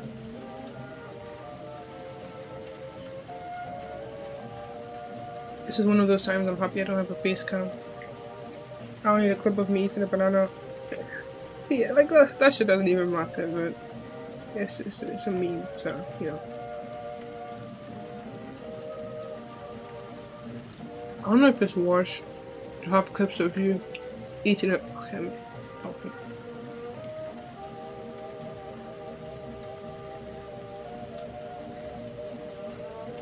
I don't know if it's better to have clips of you eating a banana as a man or as a woman, because there's a whole thing of it with men, like, you know, it's gay, but then as a woman, like, this you know, it's already a thing. So I don't know if which is worse. Okay, I feel like guys overplay it more though. It's definitely more of a thing that dudes are like hide from eating banana. Okay. So what we know is we definitely want a long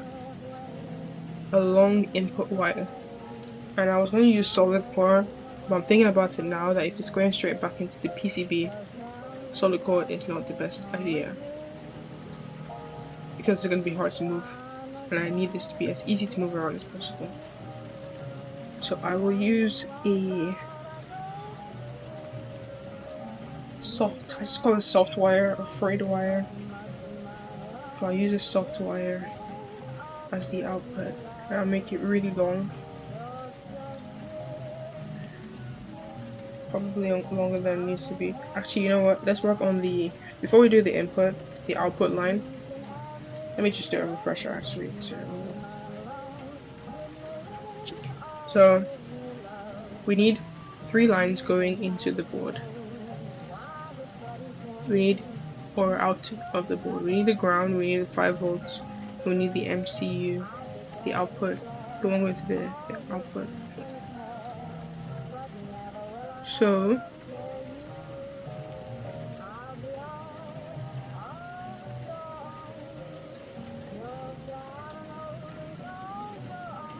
I want this to be as plug and play as possible. Like, I put the mat down and we start playing. You know, I don't want to have to go through any calibration or turning on, setting up. You know what would even be better? If I get a battery.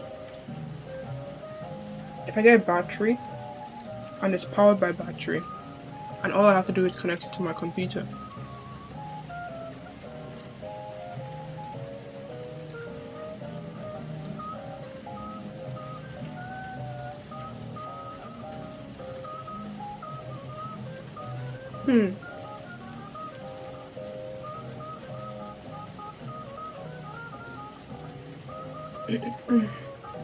So, connected by batch. Oh, I didn't transition. Oops. So yeah, battery. Turn it on, connect to it on the computer, and we start playing. I think that's a good, because now I have to be physically connected to it. But that's kind of annoying. Okay, that's not a bad idea. Maybe I can make a short saying that I did that. I think that's a good idea. I'm gonna write that down actually. Hope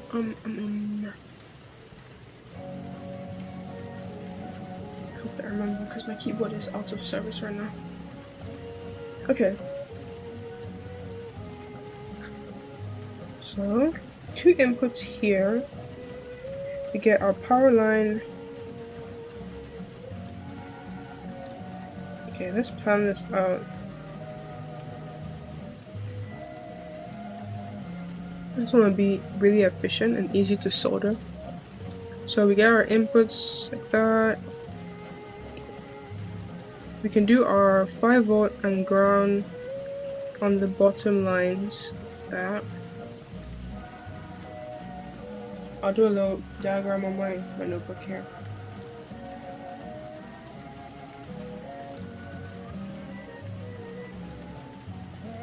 $5 or 3 volts, how much we use. I wonder why it's 3.3 volts and not 3 volts, like the Arduinos and all of them use. It's very interesting. I'm sure there's a reason, I could just Google it. If I had my keyboard, I would do that. This is an excuse. Okay, so we have the 5 volt, we have the ground at the bottom. So this goes straight to 5 volts.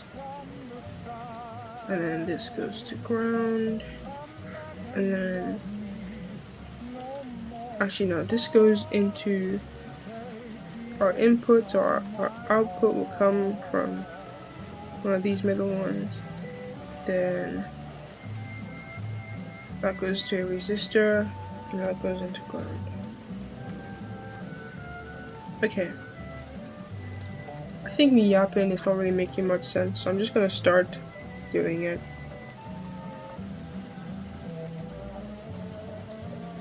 How do I zoom in on this camera so you can actually see what I'm doing? It'd be nice to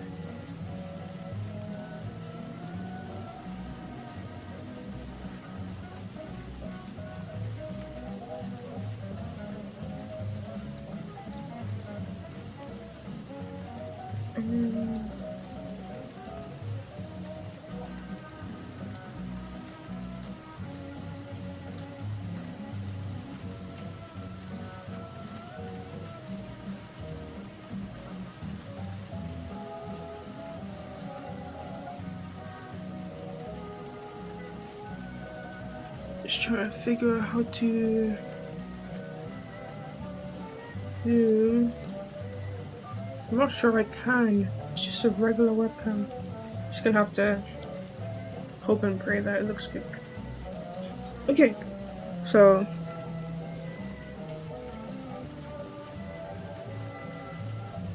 I start out by stripping these wires.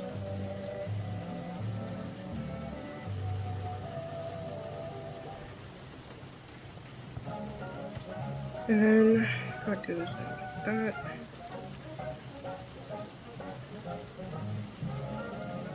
So I'm gonna grab my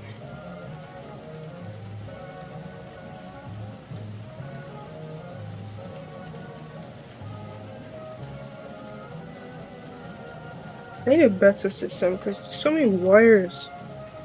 So many wires. Some of these things can't be wired. I just have to deal with the wires together. I think it's loud enough. So I'm still hearing me. And I can move these. I guess you can kind of see what I'm doing on the other camera. Just gonna have to hope and pray. I'll get a better setup eventually. Just for now, while I have one camera.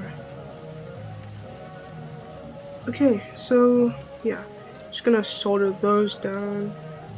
I'm gonna put on a mask.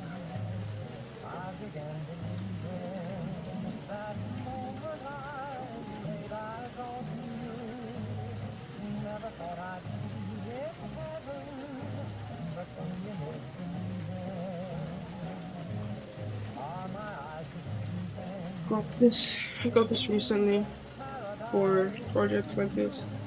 Well, not necessarily soldering because most of the time I don't put in mask when I'm soldering. But for stuff like painting, like spray painting, and soldering, it's good for that.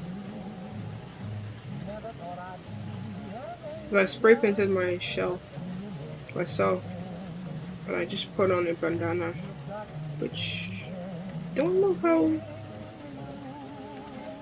healthy that is. But then again, I'm not really the healthiest person. So. Oh my god. Thank God there's no FaceTime. I have to see that.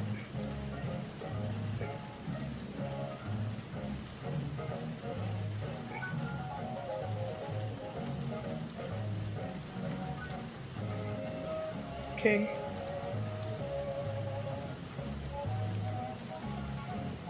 Let's try to put this over my big ass head.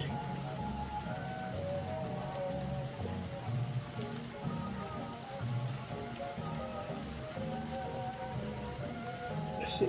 Go. Face shut.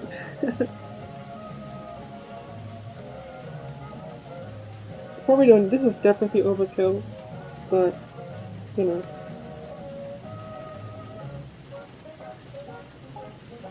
Oh, I can't eat my banana. Oh my god. Oh my god. Such a big issue.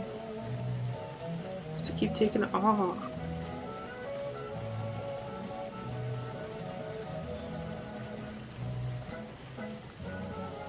You should have it.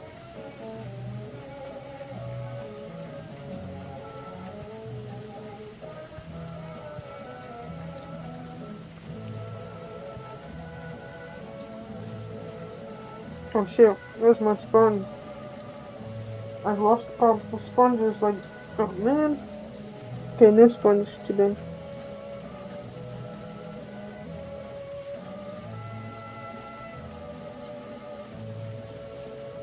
I think I'll be able to show where I mounted the boards. See how it goes to the other side. Oh no, this is the top. That's how it kind of goes to the other side. Which is a bit annoying. So much I can do about it now.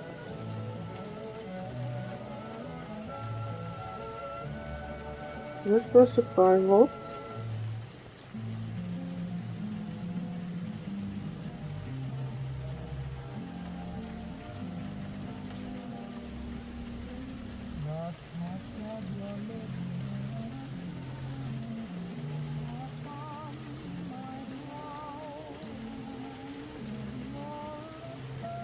I should confirm the wiring before I do it. So I'm kind of doing it from memory right now.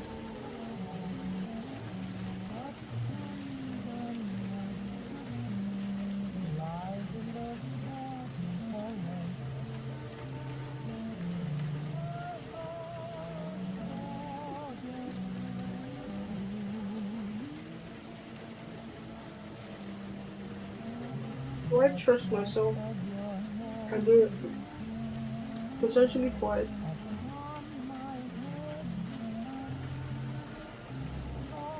Or check it and do it only once.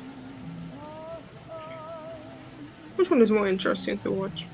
Okay, I'm going to. Okay, let's see. This goes to 5 volts. Let's take the input from.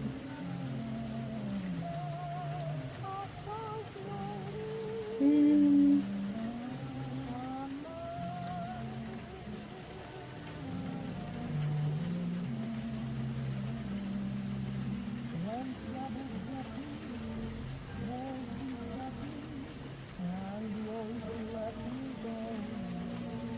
let's do the ground and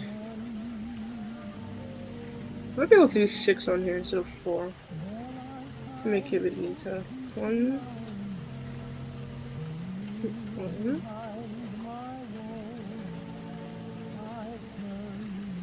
2. Let's do 1. Where's my resistor?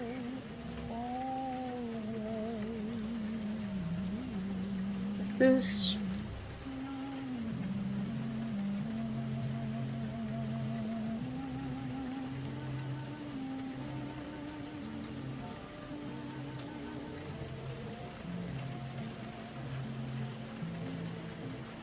This goes to 4 volts. This goes down. Need to grab the input from somewhere in the middle. Then we can do the resistor.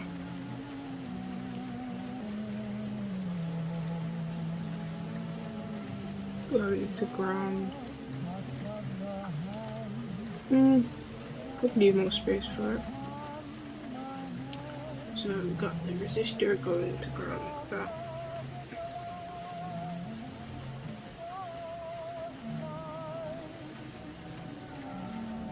So we got that. So this input, resistor, and then that goes to ground. So we get the input wire coming from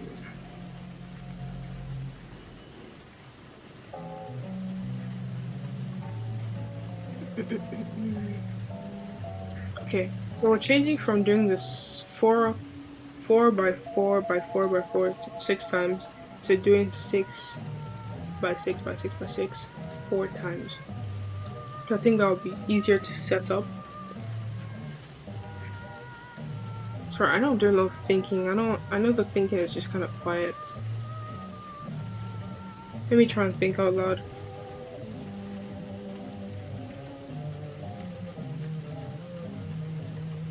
Can I do that?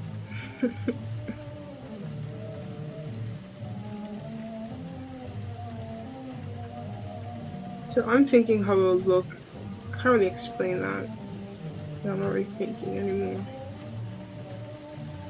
I'm just gonna have to bear with me until I figure out what to do in the silent moments.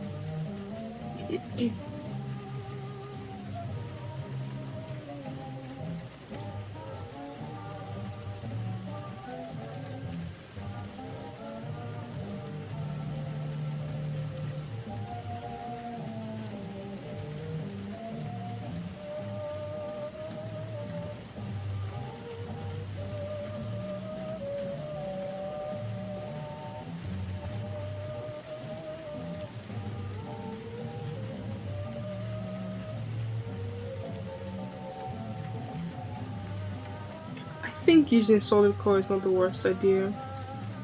But let's see, would 6 even fit on here? So take 4. 1, 2, 3, 4. Yeah, for sure. 4 will fit on here. It'll be very tight, but it will fit. Okay.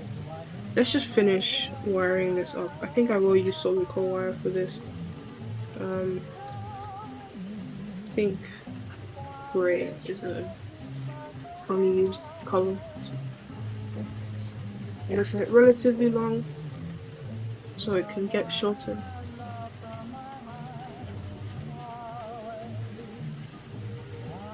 but never longer. I want to wrap it up a bit, just so I have some space to work with.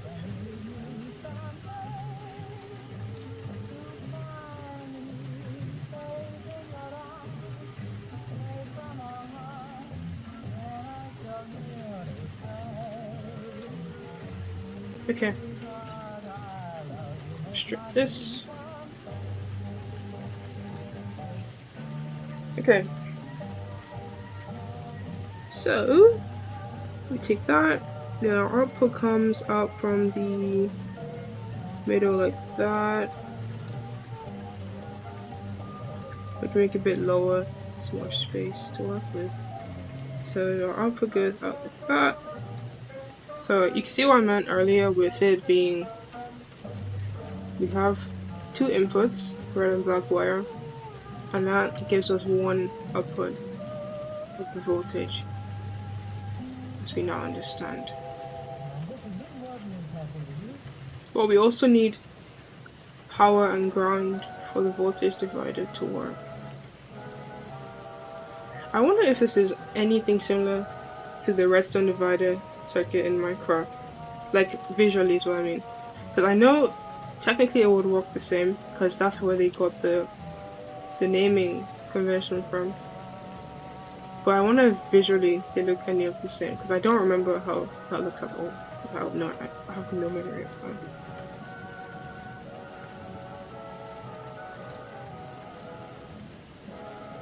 The pulse divider circuit, that's what it's called. Because pulses in Minecraft is basically voltage, right? Okay, so this goes to input and resistor goes to ground. I think that is good enough to wire. And then I wire the 5 volts and ground at the end. Okay, sounds like a plan.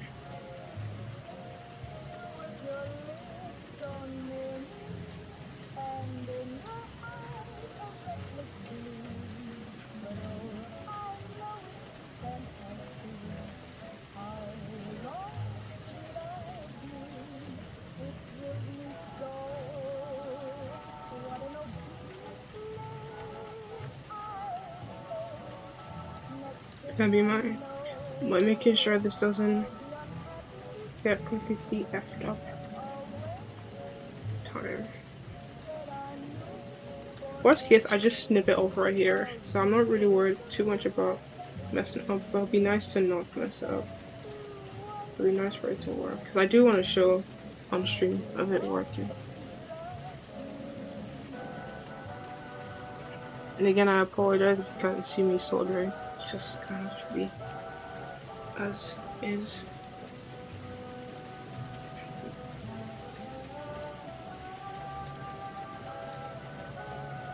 Oh man, I just threw my banana peel on the ground. I have stop it. I'm not guessing him. I need to solder. More important. Oh my god, I just have to deal with that. There's nothing I can do.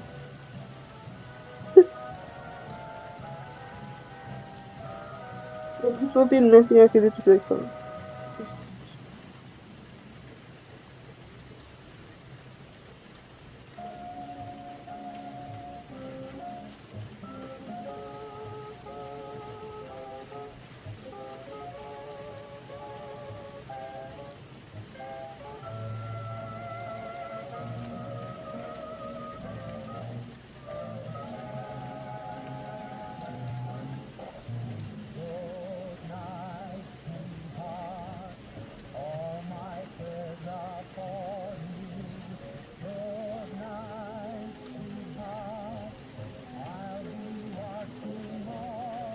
Yeah, this is really annoying. This is really annoying. I don't think I can solder with this board. Because it's just seeping through. It's actually just seeping through. How do I even... How am I supposed to solder lines together if it's just seeping through? The heck do I do? The heck do I do? Like a new boards? I think that might be the move. Because this is not gonna work. I thought maybe I could work around it, but I don't think it's gonna work. I'll try again then. He said tries to get this one working.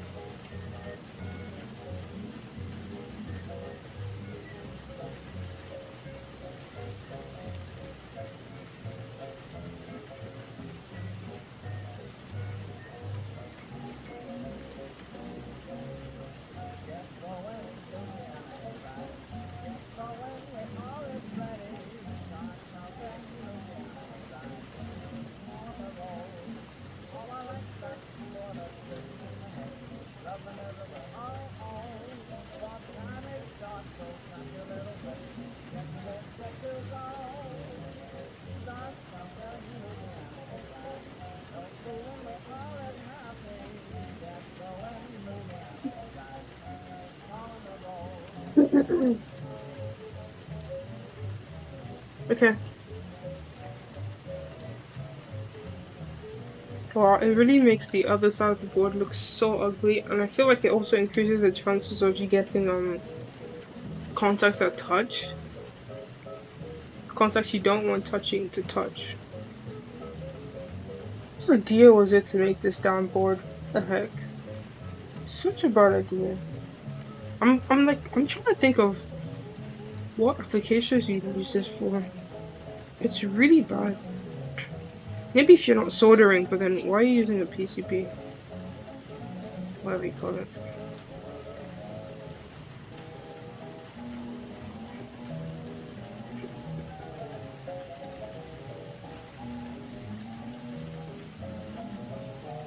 Okay, I was hoping to maybe use this for the final prototype, the final board, but I don't know because this board is just making it kind of ass.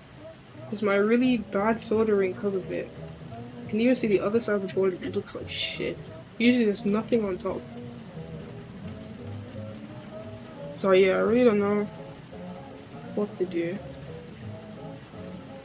I just want to continue with it, and then hopefully it's not affected by too much.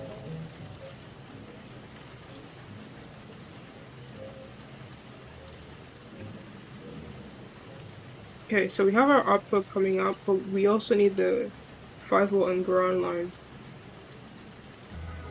So for that, I'm just going to use a really long piece of wire, same way we did before. I'm going to twist them up with the drill.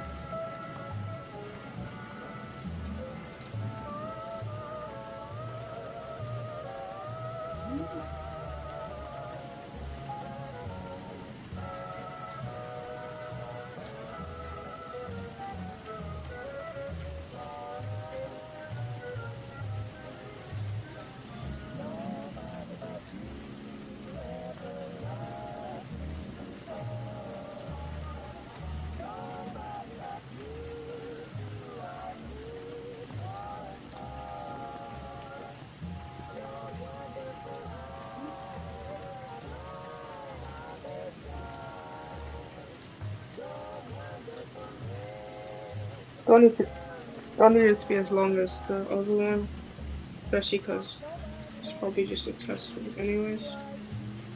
Hope it's not a test, but as in I hope it turns out well that I can actually use it.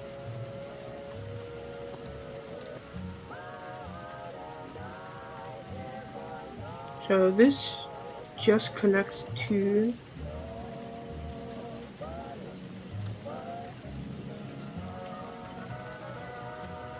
the top and the bottom of the last 2 layers, and I only need to do it once for the rest of the inputs. So I'm gonna go all across here, 6 of them, 1, 2, 3, 4, 5, 6, and then if I put power and ground at the bottom like this, I can just use them all each.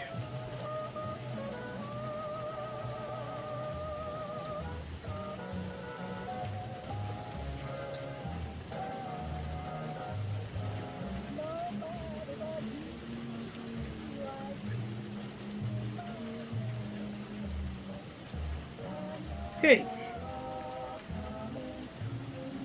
twist them to make it a little bit more, a little bit easier to use. Listen, I'm thinking after the stream I just keep working on this project because I'm kind of feeling it right now. Maybe not feeling making 24 of these, but sorry, 23 more at least. 23 more, goddamn. Okay. So, connect the 5 volts line and the ground line. I want to do the 5-volt line at the bottom and the ground on top of it. Yeah, man, I think I want to switch the PCB out. It looks so ugly. Like, it doesn't matter how it looks. Actually, no. I am a firm believer that your PCB or your electronics usually need it. Well, it doesn't need to, but it benefits from looking good. Just because, I don't just mean that as like some design choice or anything. But if it looks good, it's easier to, or just organized. When it's organized, it makes it so much easier to debug, especially if you're in a high stress situation. And it's just easier to easier to look at. It's easier to look at, but it's also more efficient usually when it looks good. For the most part. I'm not gonna say it every single time, but for the most part. For example, it looks like shit now because it's seeping through and it's ugly. And this could actually affect the connections.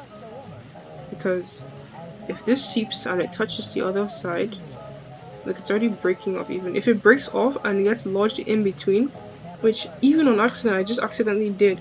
If it gets lodged in between, now the two contacts are touching. And I don't want them to touch. In this case it was between two things that could touch. But if it was in between two things that can't touch, it just messes up the connection. So I want to try and avoid that.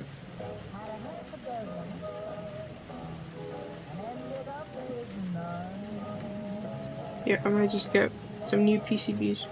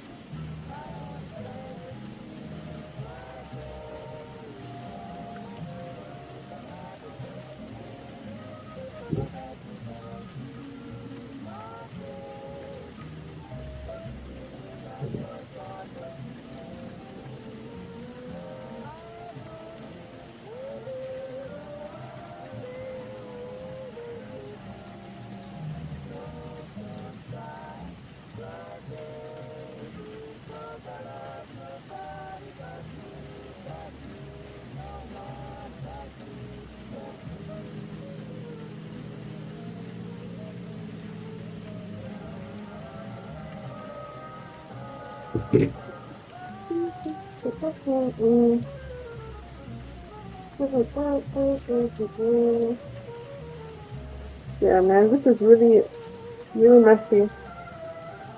I don't think I'm gonna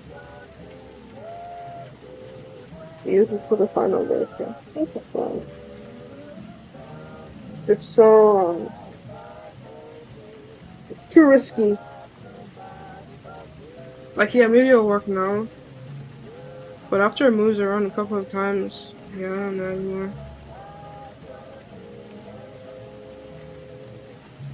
Like, the bottom of the PCB shouldn't look like the top of the PCB. This is the top, and you can see all the bumps of solder. And then look at the bottom. Yeah, it's really not very good.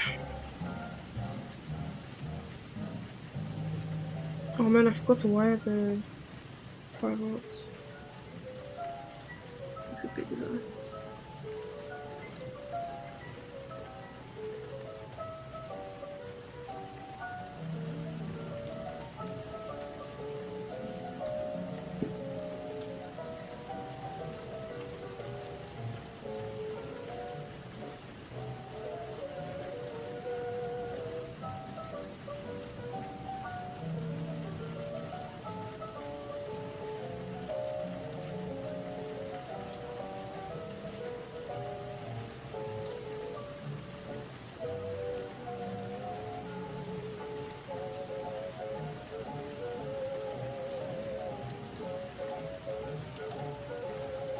I should have just done it on the breadboard and shown you. In fact, I think it's not too late to do that.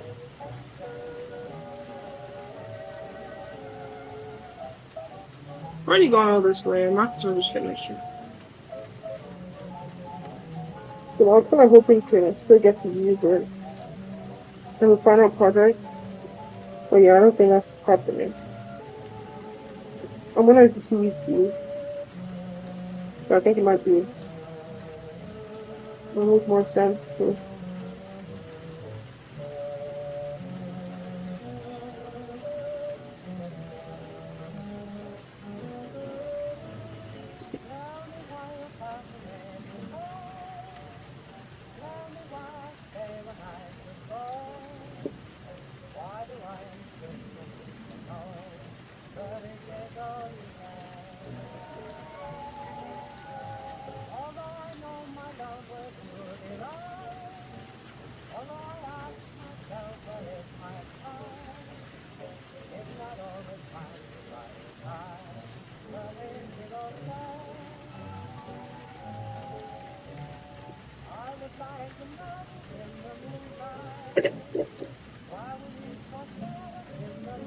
Yeah, that should work now.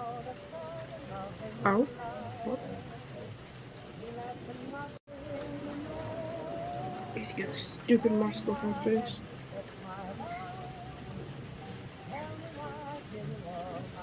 Ow. Oh man.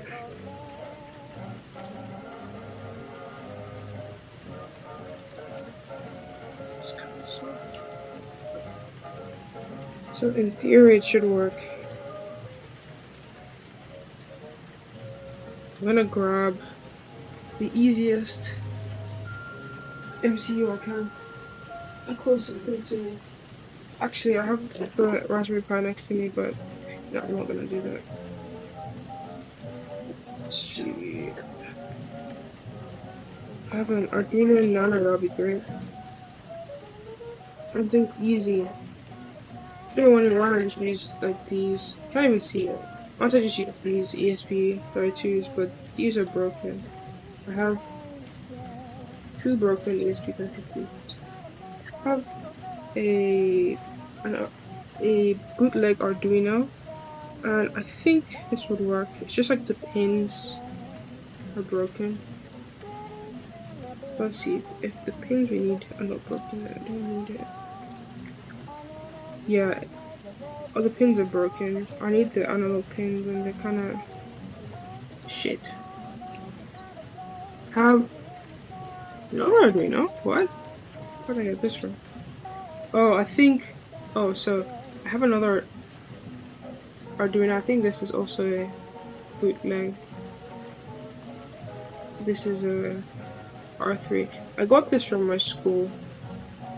I didn't steal it.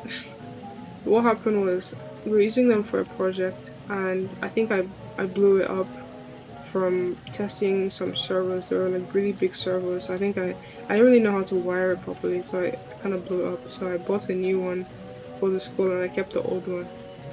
So this is probably also broken. No, I don't have just a single MCU. I feel like this is broken. I feel like this is broken. And there's too many pins on here. I don't want to start figuring out which GPIO it is, but I think I have an Arduino somewhere. I'm gonna try.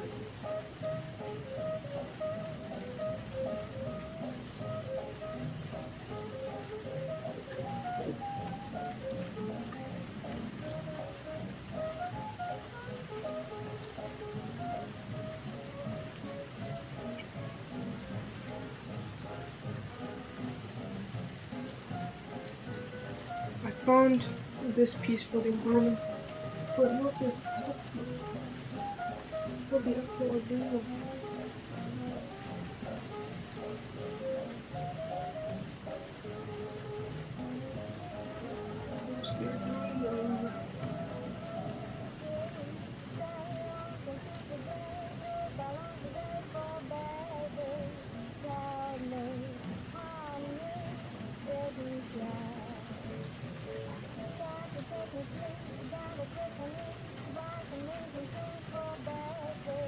Where's the Arduino? Where's my Arduino?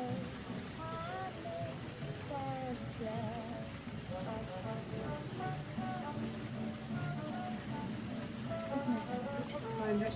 Oh shit, I can't find it. But I have a. Oh man, it's so wired up. I have a Seedwino.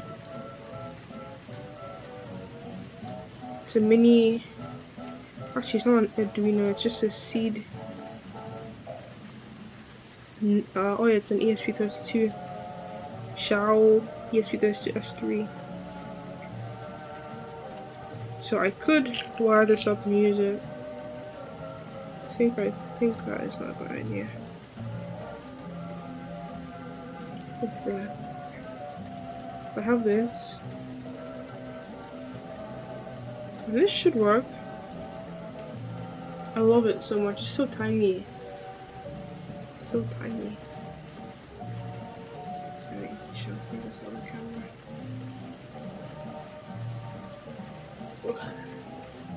It's so tiny. I'm upset to have to solder it to the headers because I want to use it.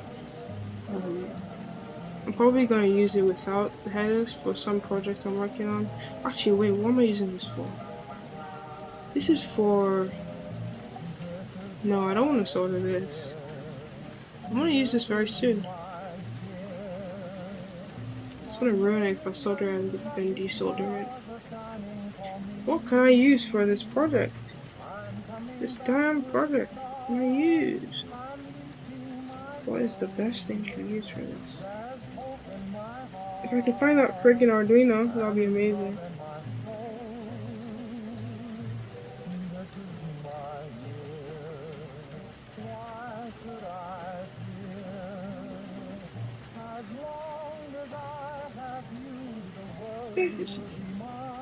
I'll try it with this bootleg Arduino, and I'll just try and connect. Maybe I'll solder the pin to it like that. Now I need a cable for this. Where's the cable for this?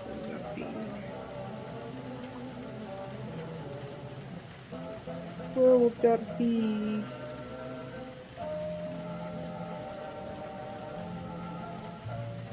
Where would that be? If I were an Arduino cable, where would I be? Where would I be?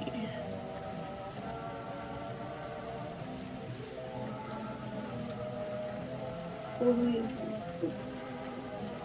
Man, where the heck is my Arduino? Where's that? Oh,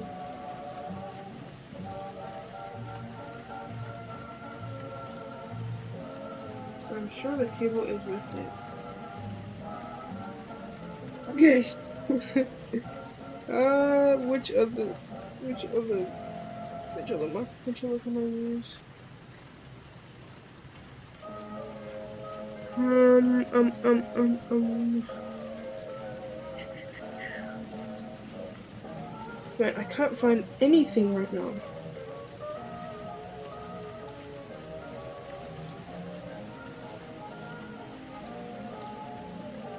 Where would it be? Where would it be?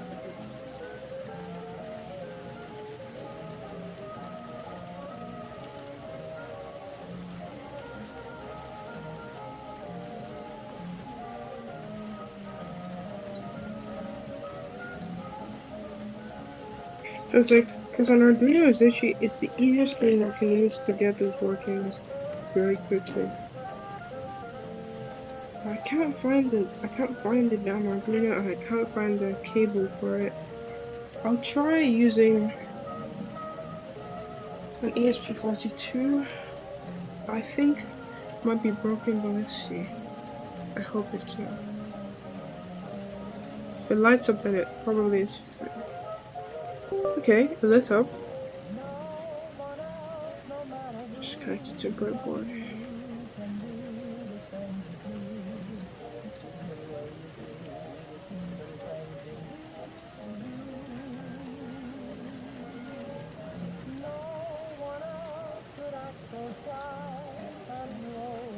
I have this really shitty one. If you can use it, half a breadboard. Let's say 2/3 of a breadboard, but it still has the other half. Okay, let's put that in. Oh my god, there's not enough space for the pins. Man, what? Whose idea was that? Okay.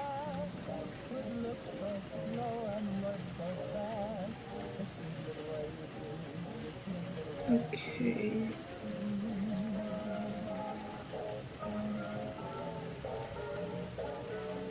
We only need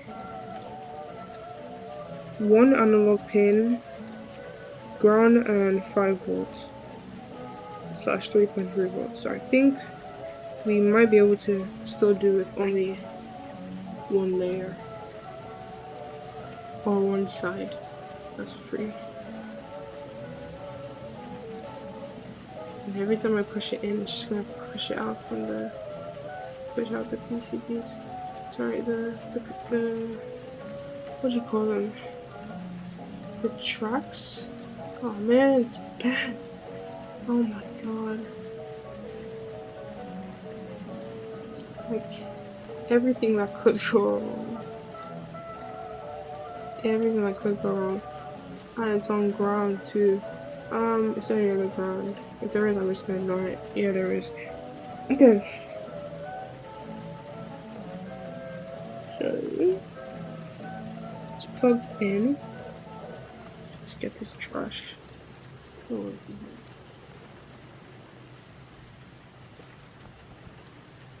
so all we need is our input wire. So I have to check what pin is an analog pin. And then we need our power and ground. So this is all we need. It's very convenient that they the exact same color as the input from the sensor, which is, you know, just great. Also, these wires are gonna suck in this board. I'm gonna twist them a lot.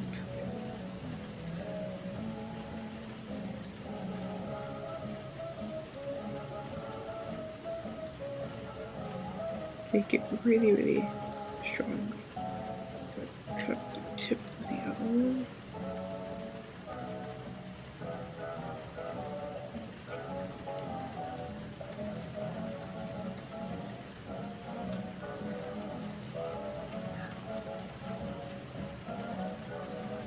and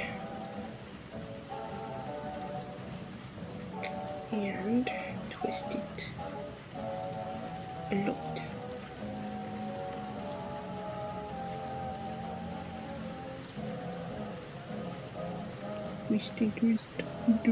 Twist. Okay, then that goes into 5 volts. I'm gonna do 3.3 volts and ground. So very conveniently, very far from each other. Sorry if I'm whispering. I'm just kind of done with this. I just wanted to doing a. I just want to get this done now. So. Wow, this prep one is really shit. Okay, so this is 3.3 volts, and then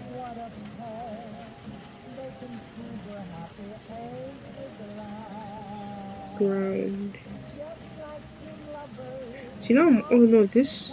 Now I'm wondering why I didn't. Okay, never mind. The ground here, and then our input pin. So I'm gonna just Google which. Okay, let's clear this place up a bit just so that you can see the sensors working properly.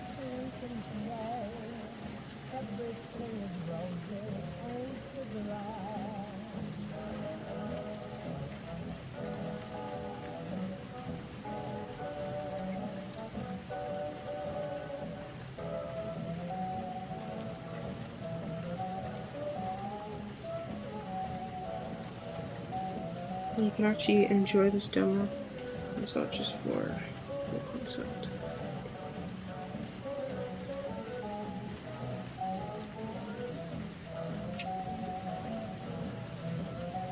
Okay, so let's see. Do a quick Google search for the GPIO pins that are analog. So the reason we need that is the voltage created by the pressure sensors is gonna be a range between a certain number of numbers, and since it's a range and it's not just binary of 0 or 1, we need it to be analog so we can get multiple values. And on the ESP32, some pins are analog, some pins are digital, and we want one analog pin. If we do it in a digital pin, we're not going to get the values we want. So let me Google ESP32.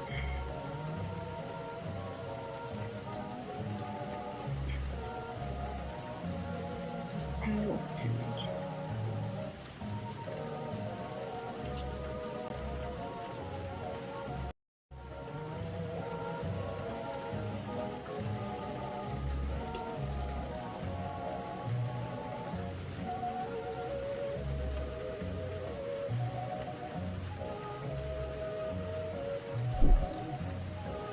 Okay. Actually, very happy to hear that. Kind of get a little bit tired, but let's see. ESP32.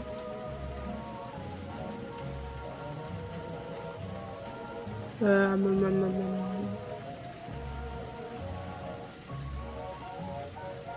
me show you what that looks like. So we can see that GPIO 34 is an analog pin. Also check this. We can see all of these analog pins and these ones as well. You see some of them are not, some of them are I2C pins, some of them are, I don't know what MOSI is, I think that's also I2C or SPI. And then yeah, let's use one of these GPIOs. This is what I usually do. I just Google it and I can kind of figure it out. Worst case, it doesn't work. Worst case, it explodes. But yeah, I don't know if that's really good. Anyways, so I'm gonna use GPI 34 after the break. After the break.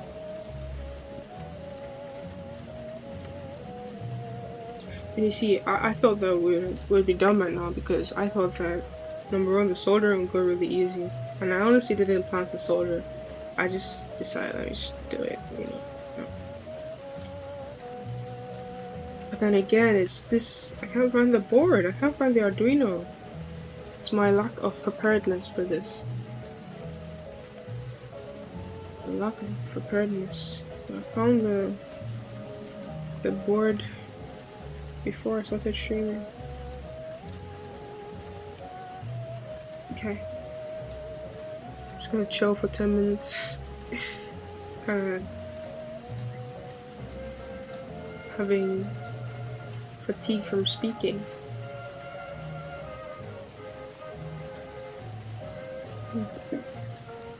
Performance fatigue.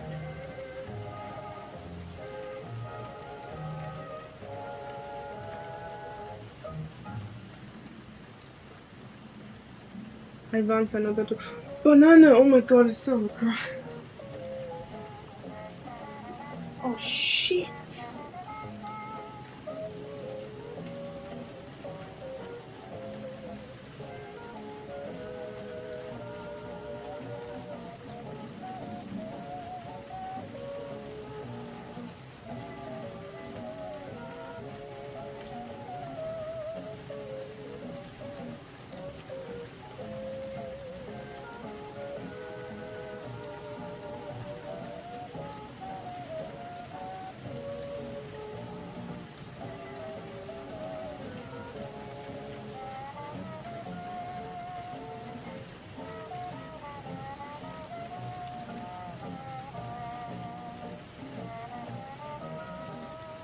I'm gonna have to like take another something. No, I'm just gonna go. No, loop the loop. Loop the loop around the house.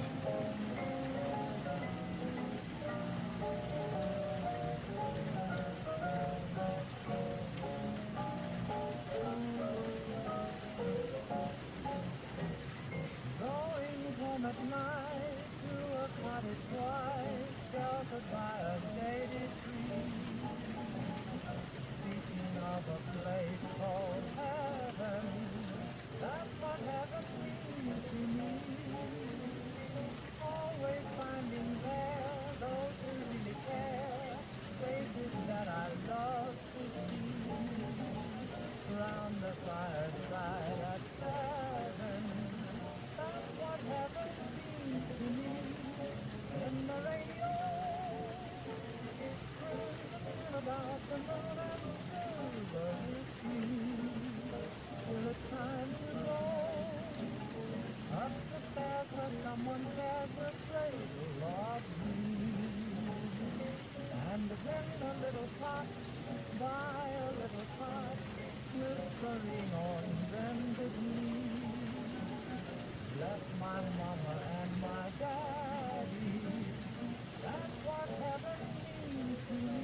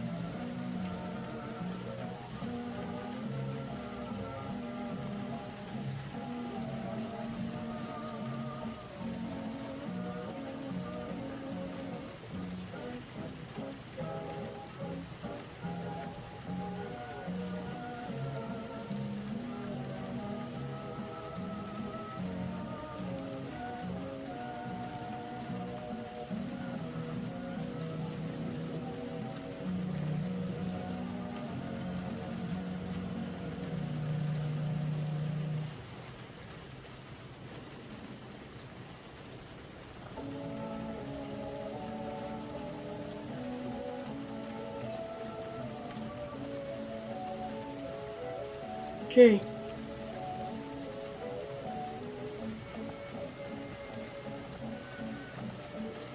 Final stretch.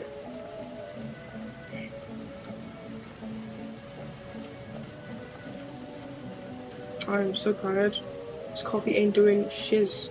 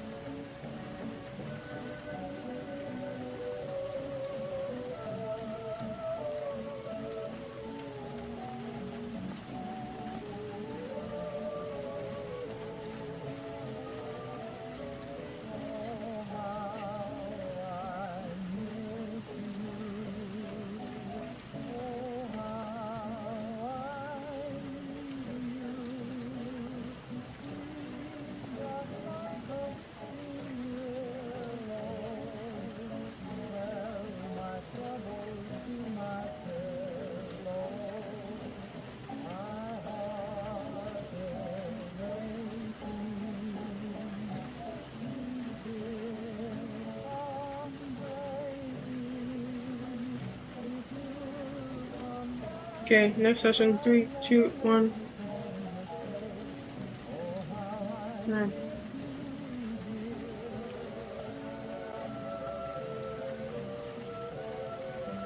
Okay, so for the to-do list, we have finished the pressure sensor. Now we need to visualize what the sensor sees.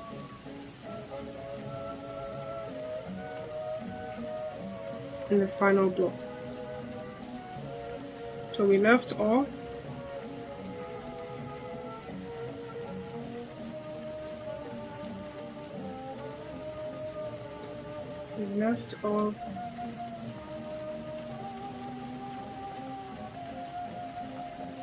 here.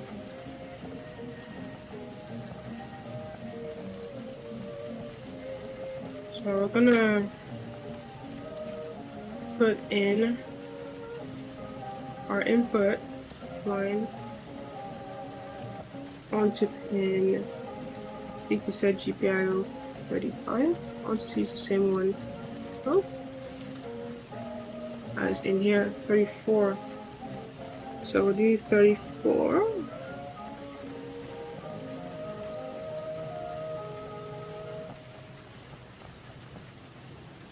See, there's even 34 on this board. See 33. Okay, I see 34. So, in theory, the sensor should be wired up correctly.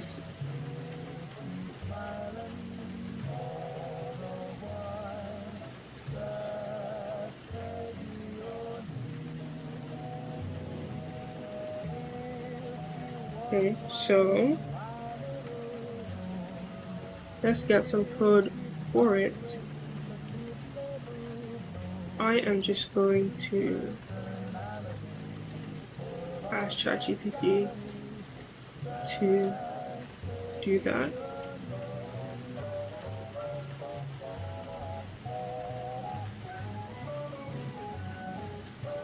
Please create some code for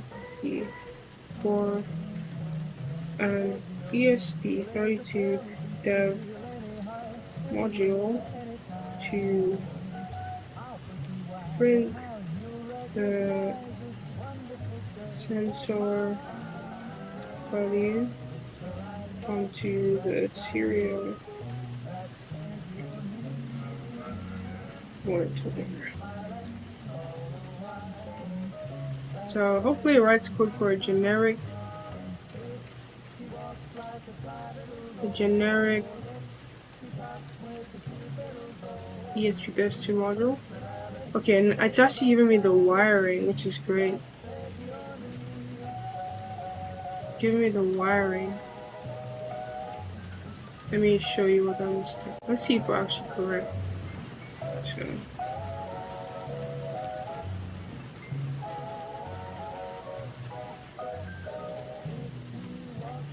So if I share my screen again,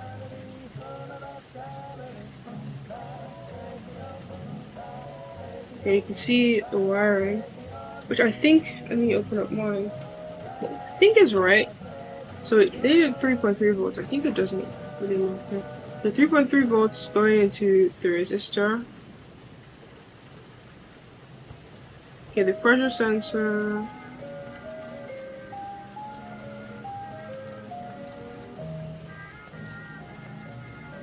Okay, so his ChatGPT is different from mine. Huh. Hopefully it works. Because the pressure sensor has one going to the analog pin,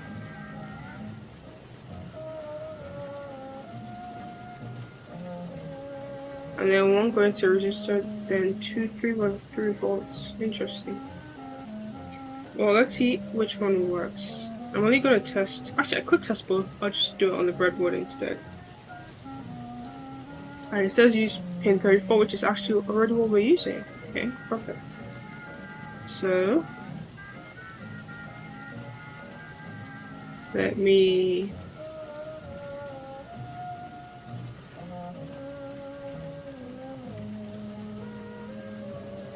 get my Arduino open. So for create a new sketch.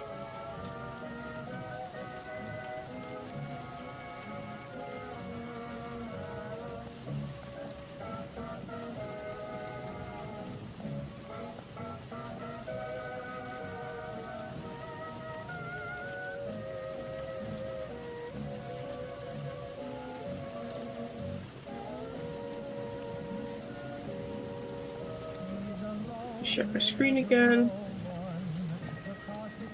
Okay, so let's see if I can connect the board. Okay, it should already be connected, but it's not. Okay, now it's connected. So now, oh, it's reading as an Adafruit. That's not what it is. Let's modify this to be ESP32 dev module. So it's not S3, it's just a regular old dev module. For some reason, it's not connected. It's not. The light isn't on.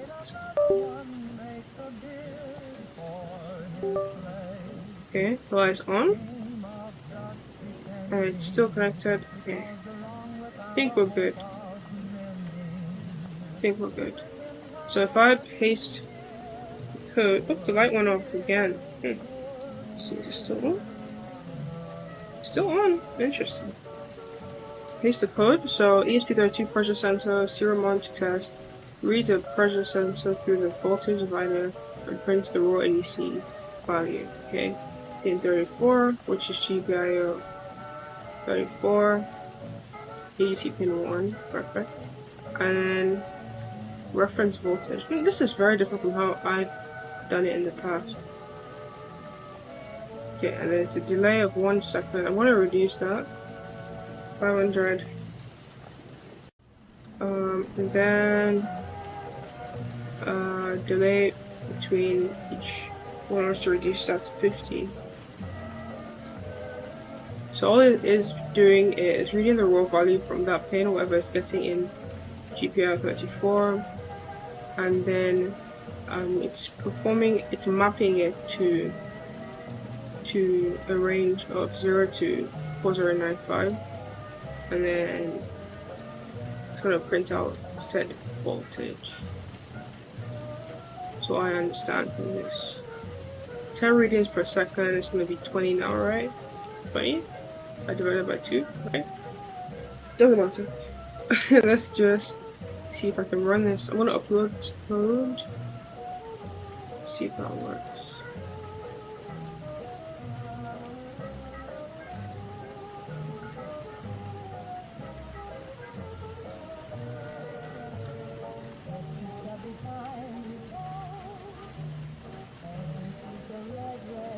I'm gonna be honest, I don't think I have 40 more minutes in me. Sorry, 50 more minutes in me for this specific module. Hopefully it doesn't work, so I'm forced to do it. Or I'll spend the rest of the time trying to figure out the whole PCB situation.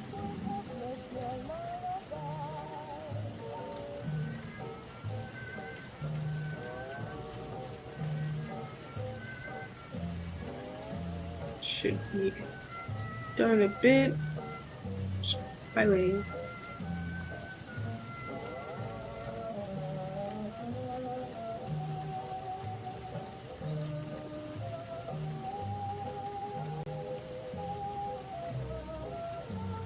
I should have a clock on here. I'm gonna put the clock. Where's my clock? Oh, there it is. Let's put the clock.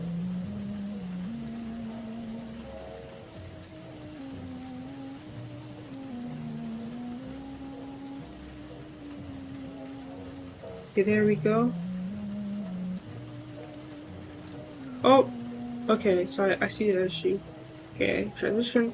So yeah, I finished compiling, but the upload, there was an error with that. So some ESP32 boards, you need to manually go into boot mode. I have to be in the exact right time. So I think I need to just hold down on the boot button. Then after that, let's wait for that thing to load again. So let's just press upload. Give it a few seconds to compile.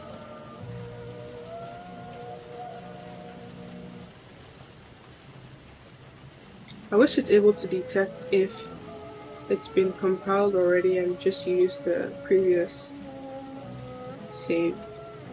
So you don't have to wait for compile every time. Arduino does it in seconds. ESP32 takes a bit longer. And whenever I'm doing stuff stuff with screens, it takes so long. It takes ages. So I've been using Platform.io, Platform.io, and it's a lot faster. And I can actually see what's going wrong if something does go wrong. And I can use my own custom visualizers. Okay, now I have to hold and press the boot button. Hopefully it works. And yes, we are at boot mode. Okay, see it's uploading now. And you can also see, I think, maybe you can. The blue light on here is flashing, so it's transmitting every around 50, is this milliseconds? What is this? What is this? Seconds? Microsecond, million, oh, it says it.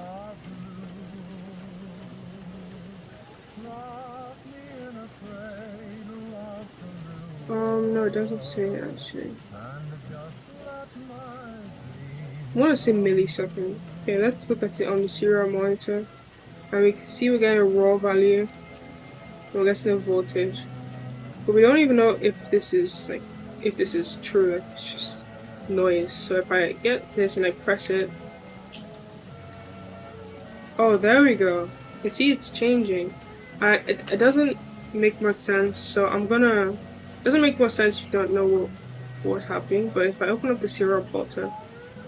Oh, I didn't expect this to work.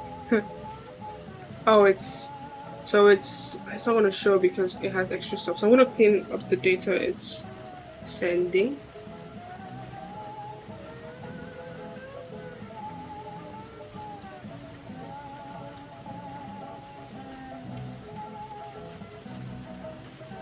And run again. So it does work, surprisingly. With this really shitty setup we have, it does actually somehow work. I kind of half-assed the connection, I just put it in. I really wasn't expecting it to work first try.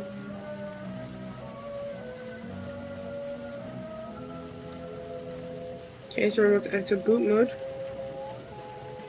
Sometimes it doesn't need me to go into boot mode, it just works. I don't know what constitutes it working and not working.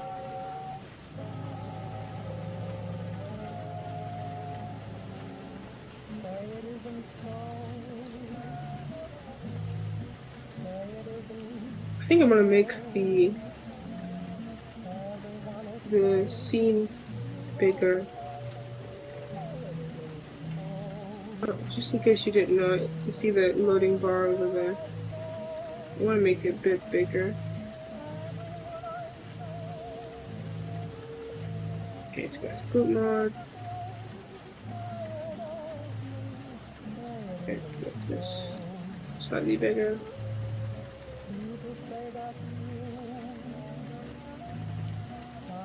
Okay, check the serial plot monitor one more time. Yeah, you can see. Oh my god. How did I not think of putting them in both lines? Basically, what's happening is it's printing out the raw value and then it's printing the voltage right next to it, so it looks like it's just one value. But no, it's two. It's two. I'm just silly. I'm gonna do that one more time. Hopefully, actually see something. Okay, there we go. See, now it looks like it's just one value, but no, we need two different values, so you can see two different graphs. Just do that one more time.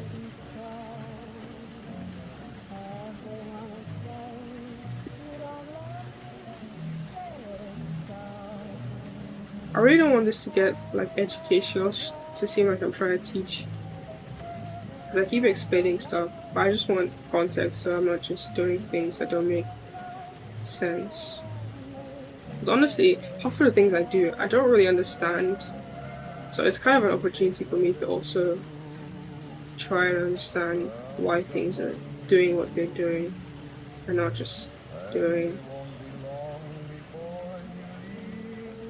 Okay, let's get into boot mode in a second. Close the serial monitor.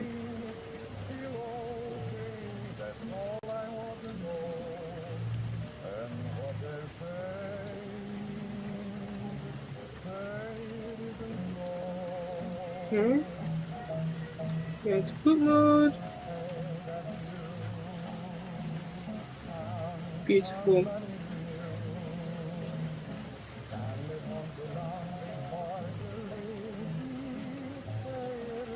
Okay, now let's check the serial monitor one more time. Okay, yeah, you can see now they're printing. Actually, this is not what we want. Oh my god, I'm actually a bot right now. I want like a. I'm not using my brain, obviously. I want. So, I need this, and then I need it. I think that should fix it. I think so. Because I think that's gonna give us the same one value, right? Yeah. See how it's also, that's actually cool to see how it's going high, low, high, low, high, low, high, low. So it's literally two different values. So these are two different graphs. So I'm sure if we move this around, it's gonna be a graph on the bottom layer and it's gonna be a graph on the top layer. That'd be cool. Oh no, it's just at 0. You can see it working though. Huh, that's very interesting. I thought that the bottom points will change as well. We can kind of see when I press the sensor, you can see the change in voltage, which is very cool. Go through it one more time so we can see the raw values and the voltage. That's two different graphs. I'll leave this on so you can see it in the meantime.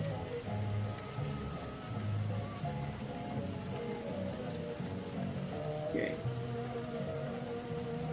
And it's pretty consistent, which is nice. It's pretty consistent. Also, I didn't even think, I was thinking the wiring wouldn't work. The sensor works really well. The sensor works amazingly. And there's a cap. The cap is at the top of the mapping which we defined, which is 4095. And you can kind of, well, I'll show it more obviously when,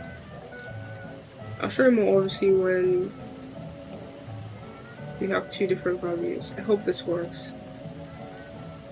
I think my brain is just kind of slow right now. So this should print the raw value. So tab. There we go. That's what we want. Yeah, there we go. So we get the two different values. The first one is the raw value, and the second one is the voltage that is calculated here. So let's see the serial plotter. Just get two values. There we go. That's what we want. That's what we want. So this is the raw value.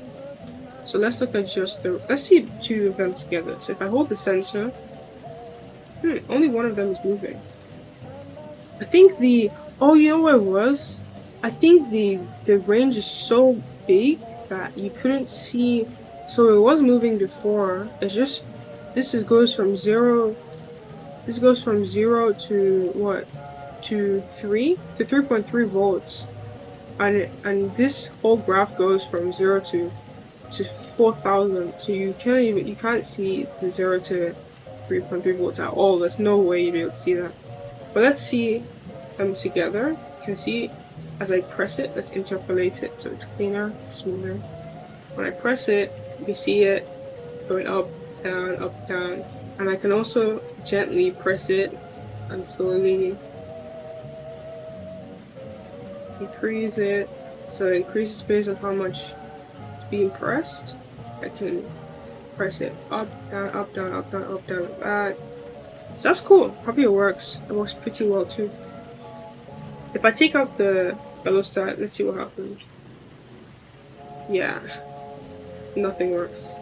So this truly is what's making it work. If I take this, open this up, you see it now turns into, from being analog, the resistance between resistance changes of this piece of plastic.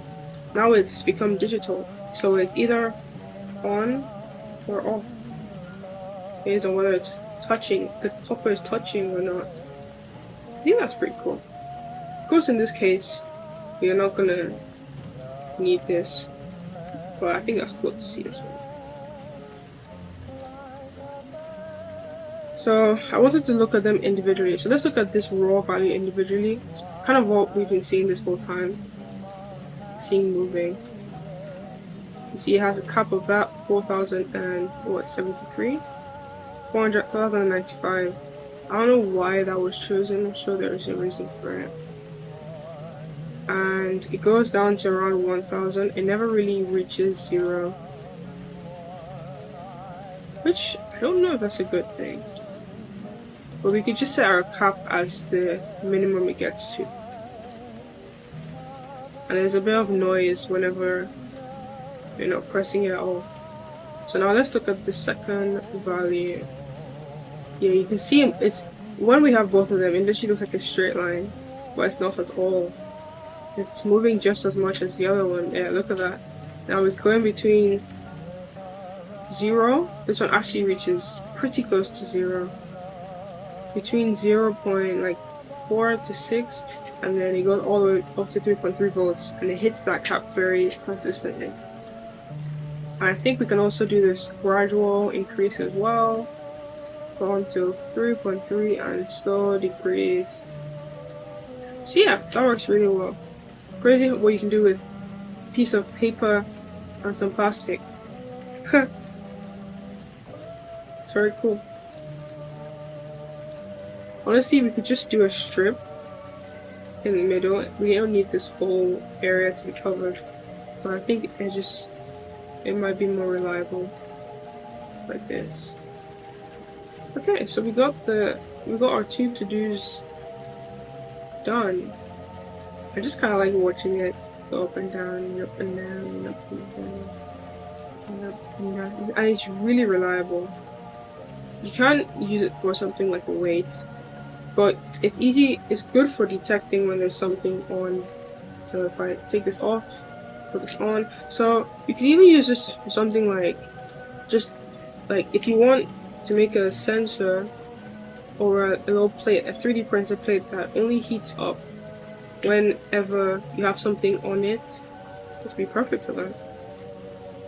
It starts heating up maybe for your mugs, and when you take it off, it goes off, or whenever like you start working in the morning, if you want something to remind you to have water on the table, it beeps if you don't have any water. For that, you detect if the value is 4095, it beeps a light, an LED will go on or something.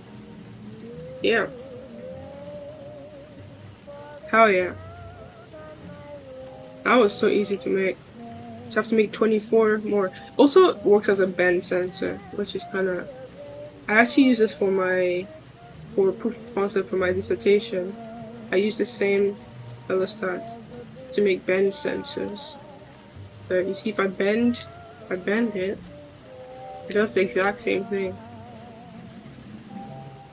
So I had strips of the bend sensors on the fingers, and whenever they bent, it did get the same kind of like reading.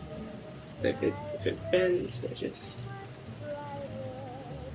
it's the same kind of reading. So we can detect the position of the finger. So if this is like half bent, let's do this. When this is baseline, half bent, and then fully. Let's use the other value. It's a lot wider of a range. So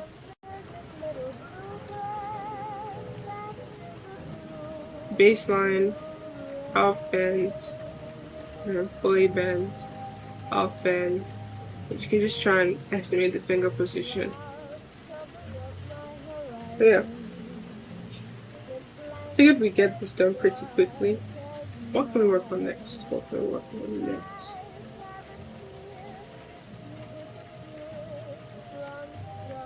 Just take this done on the to-do list.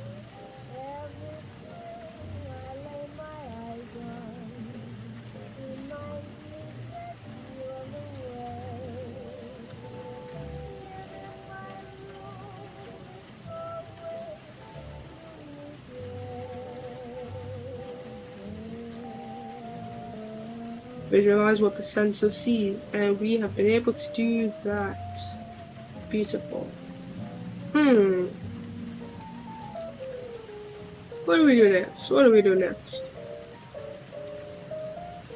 I love the serial plotter thing. It's relatively new because I've been doing using Arduino since I was like 10, like 12, and it didn't exist at the time.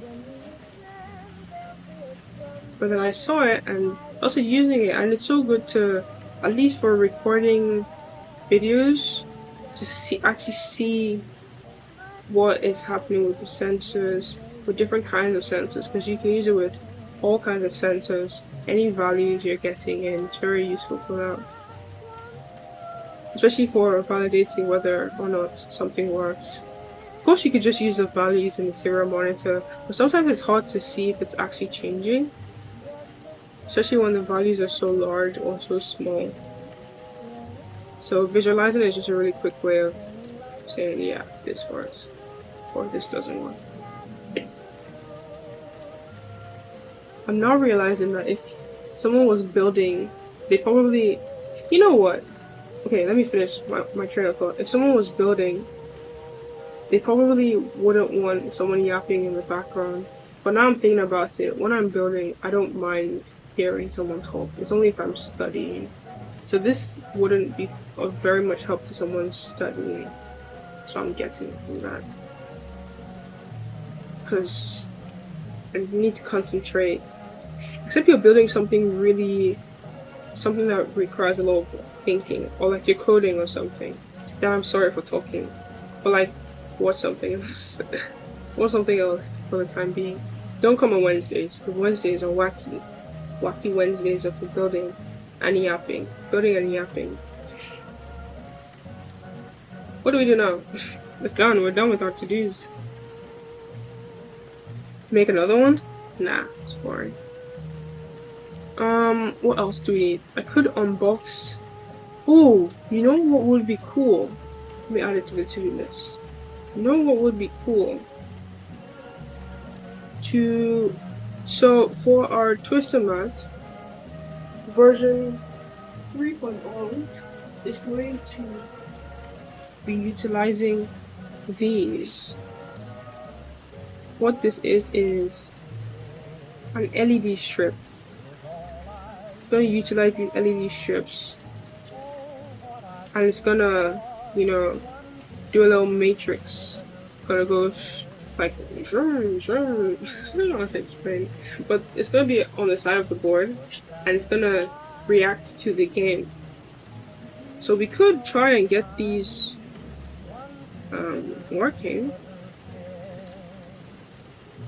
I don't want to write code for this because honestly, I think writing code on stream is kind of, if I saw, it's gonna become a coding stream, and in my opinion, at least for me, I find them kind of boring.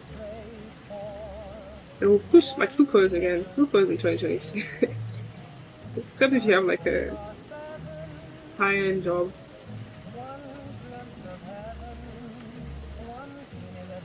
The last job I had that involved coding,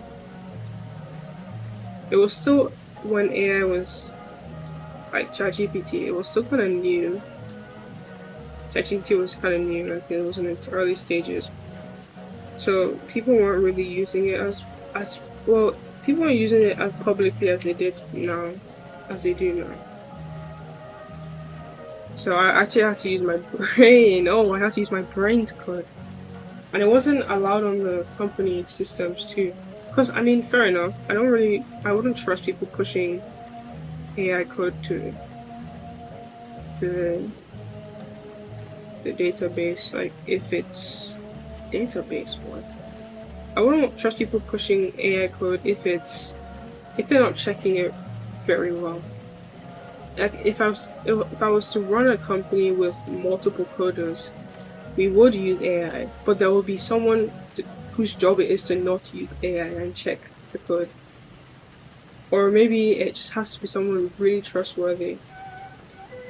Because I do believe it really does improve productivity. And we're going to the point that coding is gonna be a different kind of job. It's gonna be a different job requirement. Because you're not gonna be writing code anymore. You're gonna be prompting, or however it goes. I don't know if prompting is how it's gonna go. Because I don't know. Prompting doesn't seem like it doesn't seem like a real job. But I don't know if that's gonna be how it goes, you know. So let's see. How does this work? It has ground, it has T0. I'm guessing it's a diode and 5 volts, and it has this J connector or just connector. I don't know where it's plugged into. And this is all it comes with. And it gives me the diode connection. I don't know if that is important to me. I also don't know if this microcontroller can power it, but I will try. Also, it only has power and ground. Okay, I see. So I think it has power and ground if, okay, you can see the wiring. It has 5 wires. I think the red and black power and ground are connected to the same thing, and it gives me the option to use either just power and ground or power, ground, and an input. I think that's what that is. So we're going to test it out with just connecting it to 5 volts and, yeah, it says 5 volts. So 5 volts and ground. And let's see if it goes on. It should just go on normally. So if I connect this to ground,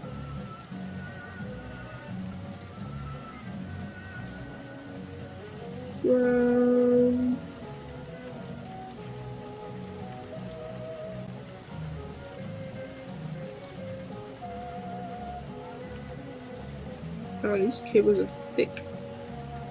I don't think they're made for breadboards. So I don't think it can fit. Oh man. kind of annoying.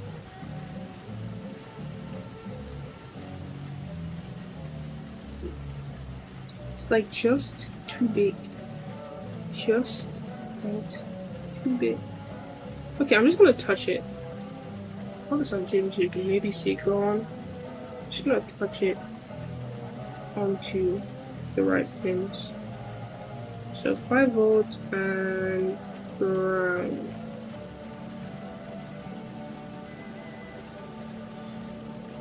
Okay, it's not going on. Oh, I just shorted it? What did I do? That's ground, right? This is right? I can do this, right? This would, I think this is right. 5 volts and ground. It's not going on. I thought I should at least get a little bit of light coming out of it, right?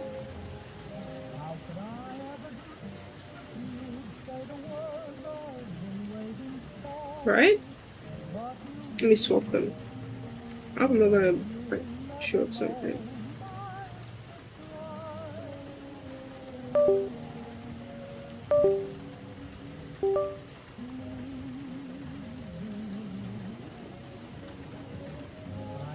Okay. It's very useful. It's very useful to know if I'm gonna blow up my room. But no, it's not going on. Am I wrong about this? I thought that if I connected this to power and ground, it would just go on.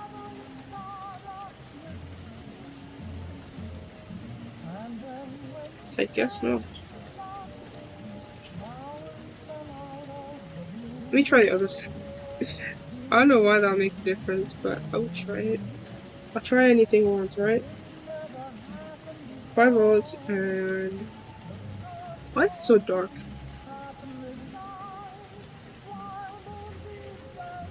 5 volts and... Right. No. It's not going on. And I don't have a connector for this. So do I have to cut it? Why is it even a connector? Am I supposed to just know?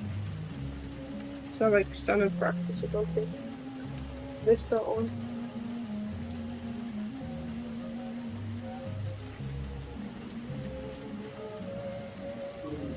You can really tell by how I speak about these things that I'm self-taught. It just like I don't really know like a lot of the theory. Like I know some stuff. So I try to learn theory. But generally like I kinda just guess. I hope it works. Some really thick wires. How the heck do I do this? I wanna do something risky and cut it. Let's see if I can. It's pretty hard to do.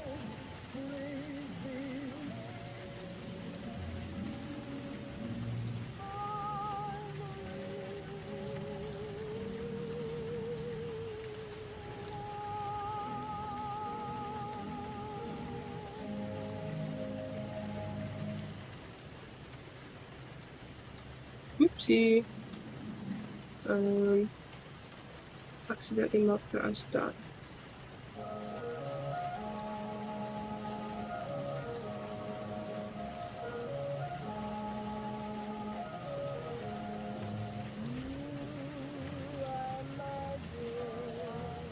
Okay.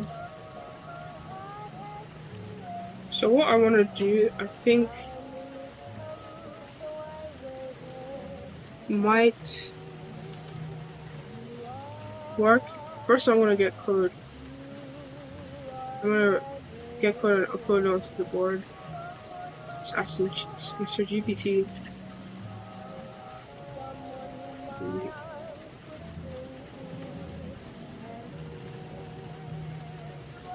Please go to show and LED strip. Let's see what it gives us.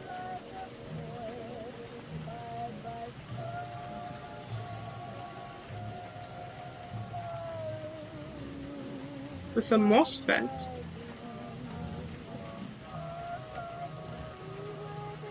MOSFET. I don't think it has a MOSFET.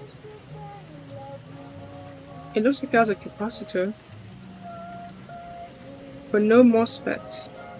It looks like it's just 3 inputs. Why is it D0 and D1? The input and output? Anyway, it looks like there's just the inputs which go into the LED, and then that goes out to the capacitor to ground. Man, I'm just gonna let's see what happens. Let's see what happens.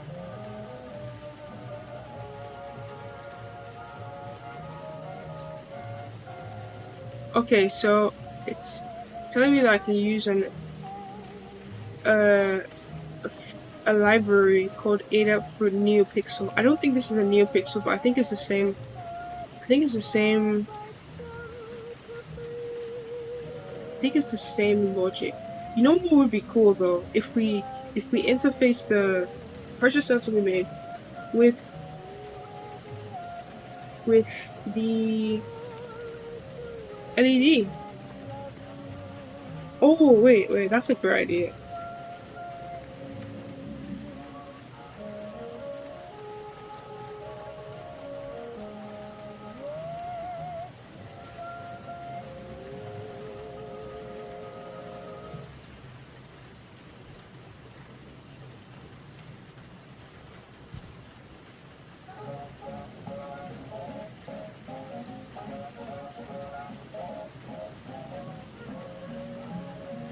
Okay. Let's try the NeoPixel sensor and see if that works. So I'll share my screen.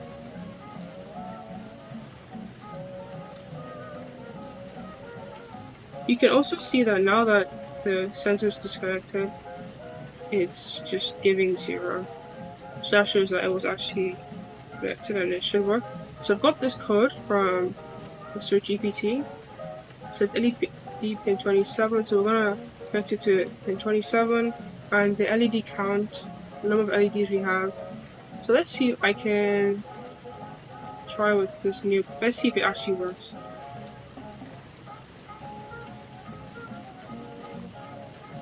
Adafruit NeoPixel. This new matrix. Okay, there we go.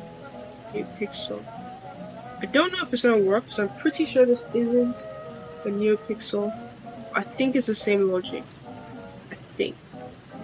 So in the meantime, let's wire this up. So I think, lots of I thinks. I think that I should be able to, if I cut this off, which might be a bad idea. Oh wait, no, there's pins in here. Oh wait, I can just connect some wiring there actually. Okay, hell yeah. So I'm gonna get some green wire, some. Oh, I'm out of red. Oh no! Oh wait, am I out? Oh no, not yet. Very close, but no.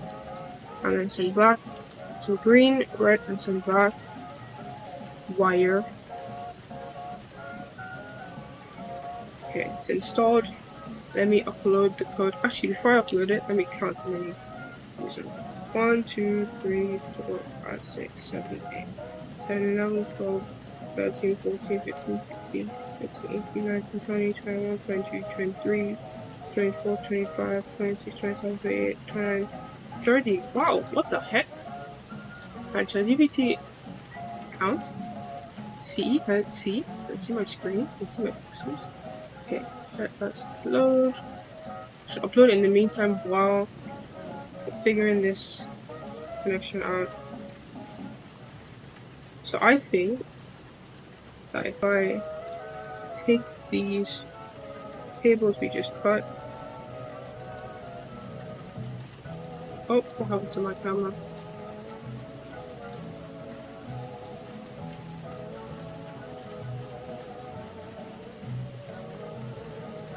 I think it's because I shorted something, so it probably went off. Okay, let's do that one more time. Do I smell burning? Okay.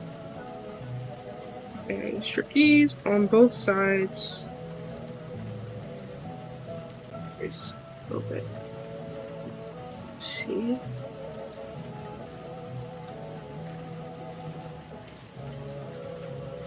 A little bit higher.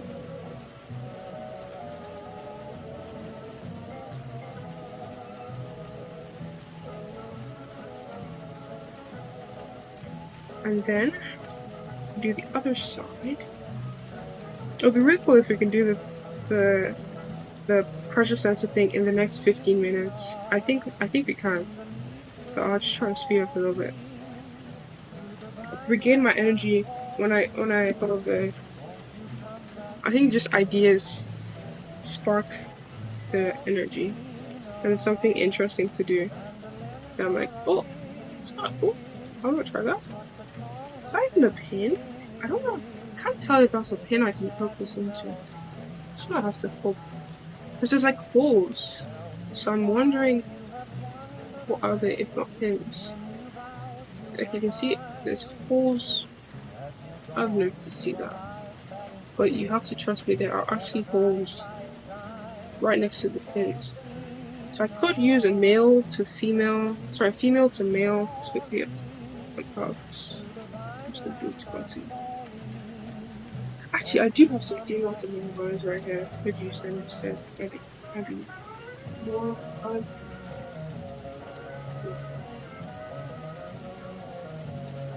Actually, no, I don't. I could guess them. And guess them.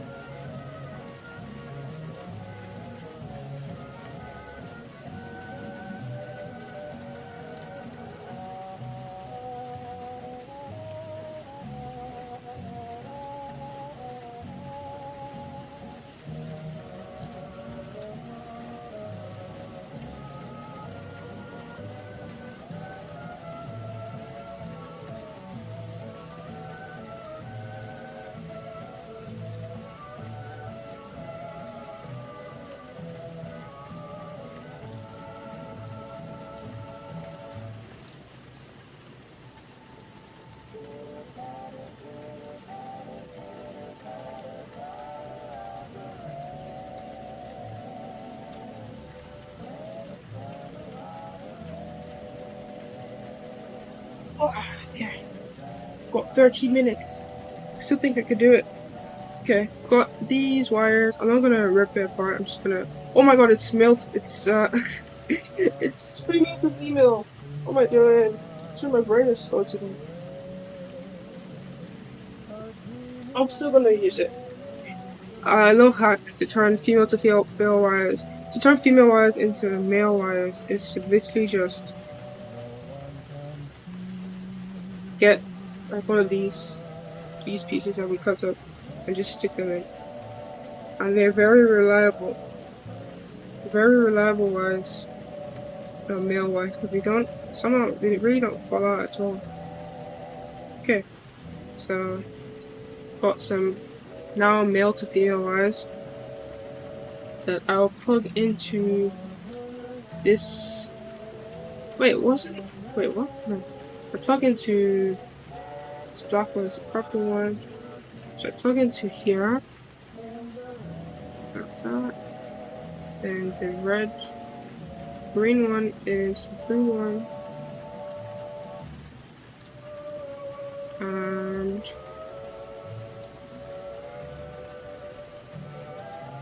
but why is that so much blue? Okay. Blue one, and the green one is the red one. Okay, hopefully this works. Okay, and then should be able to just connect this to the ESP32 now. So I connect the red to 5 volts. the black to ground. Then, okay, no shorts. So long as they don't touch, just be very close to. And then our code is using pin 27. So if I find 27, I think that's 27. Can't really see. I think that's 27. Yeah, it looks like 27. Okay, if I focus in, nothing happens. Nothing happens. Okay, let me see what the serial monitor looks like. Okay, nothing is being printed, just so it won't show anything. NeoPixel pin 27. Oh shit! Wait, what? The fuck? Why is it on? Wait. Wait, why? Wait, what? I touched it and then it stayed on. What the heck? Wait, why is it staying on?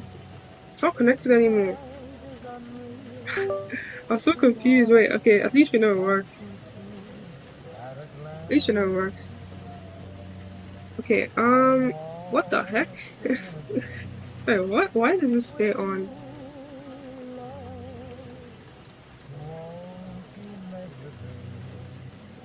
Why does this stay on? It's so weird. I'm afraid of leaving it because I feel like it's gonna, like, it's also not strobing. You know what? Maybe it's the direction of the diodes. Maybe it needs to be plugged into the other side. I think. Wait, what? This side only has. What? This is so weird.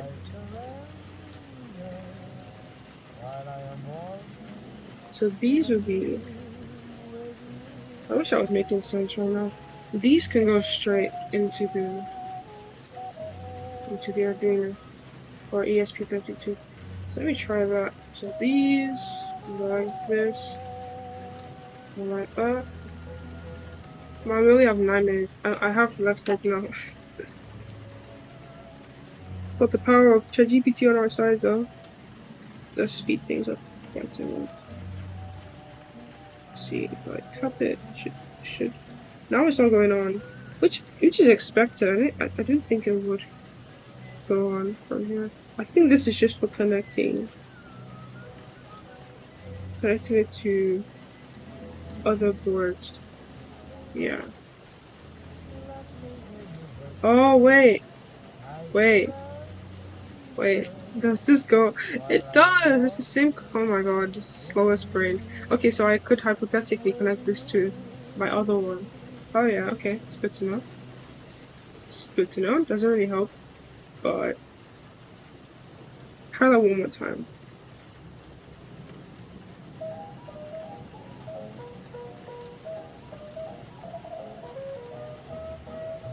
Having less hopes now. Being able to do it.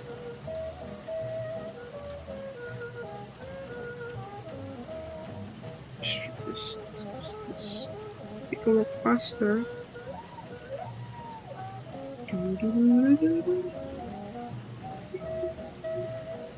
I'm really wondering why it stayed on. I'm a bit confused as to why that's happening.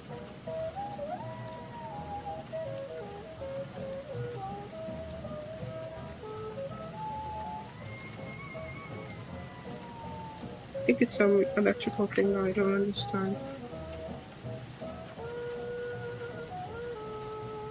Just connect that again, same way I've been doing it this whole time.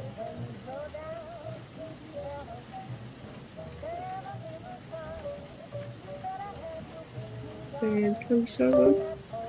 And it also disconnects whenever I do that. So I'm thinking something is going on. Oh wait, some of them are. Wait, whoa, wait. This one is. Hey, what? To be fair, I didn't read the code. I didn't read the code before I run it. So let me see what's supposed to happen. See, this is why you don't trust people to use AI, because I just fucking upload anything onto my board. Stroke time 60, stroke time off. So it goes on for 60, for 40 seconds, 40 milliseconds. Let's guess they're using seconds. And then goes on for, no, it won't be seconds, it'll be milliseconds, yeah. Okay, stroke clock again, turn all off. Can we plug it in and then reset the board and see what happens? So, super, super 7, reset the board. So no. Also, now all of the LEDs are on. Okay. I'm guessing it has to do with it being not being NeoPixel. But I wouldn't expect it to just not do anything. If I change the color to red, let's see if that works, so we know if it's the issue of it being NeoPixel library. Let's try that. To know if it's not just powering it.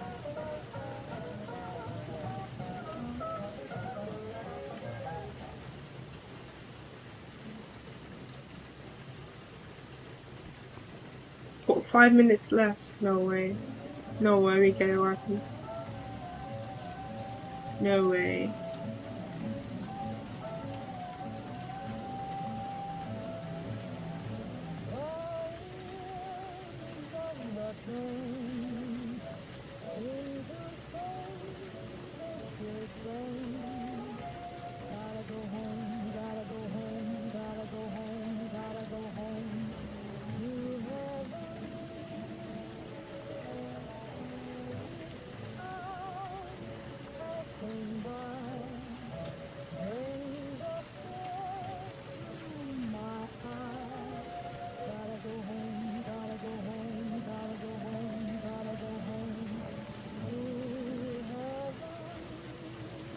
Taking a little while to compile. Are we finishing 4 minutes? No way. But I think I might continue until we get to working. That'd be cool.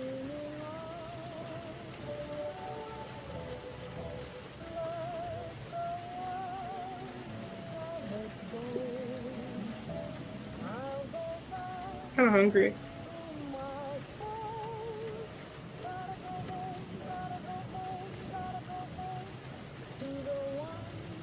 Okay.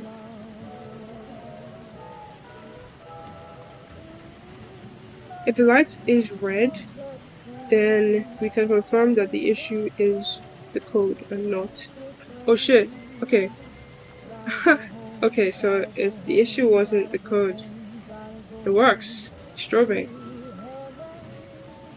Okay, we could actually get it done in the next 3 minutes. Okay. Oh yeah, this is kinda bad. Also, I forgot what the word strobe meant, because now that it's working, I remember the strobing is going off and on, and I wanted it to, like, go on, like a gradient, that's what I meant to do. Okay. Oh shit, I didn't mean to show my chat GPT. This doesn't matter, it's fine. No, I want more of a smoother transition. It's supposed to be professional streamer, right?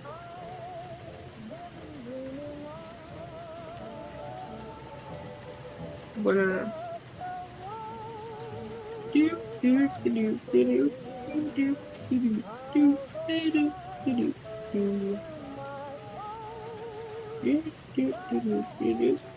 oh my god, we have 2 minutes. Oh my god. Okay. I actually think we can finish in the next 2 minutes. Recording though, that would not be possible. Okay.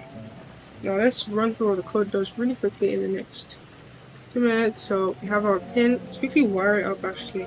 So I'll wire up the sensor to pin 34 again. GPIO 34, and then our ground and our 5 volts.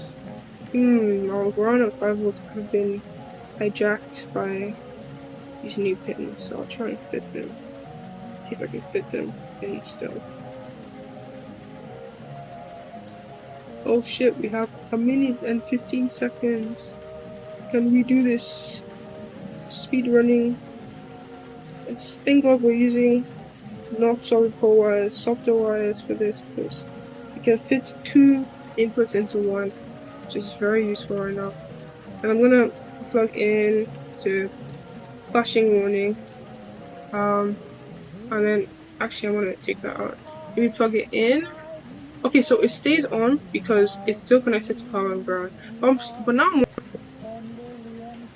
this time it didn't go on me just connected to power and ground to these extra wires. Or maybe they do something else. I'll look at it a bit closer later. But like, where else could it go? It literally looks like it's connected to the same thing. Oh, the cable.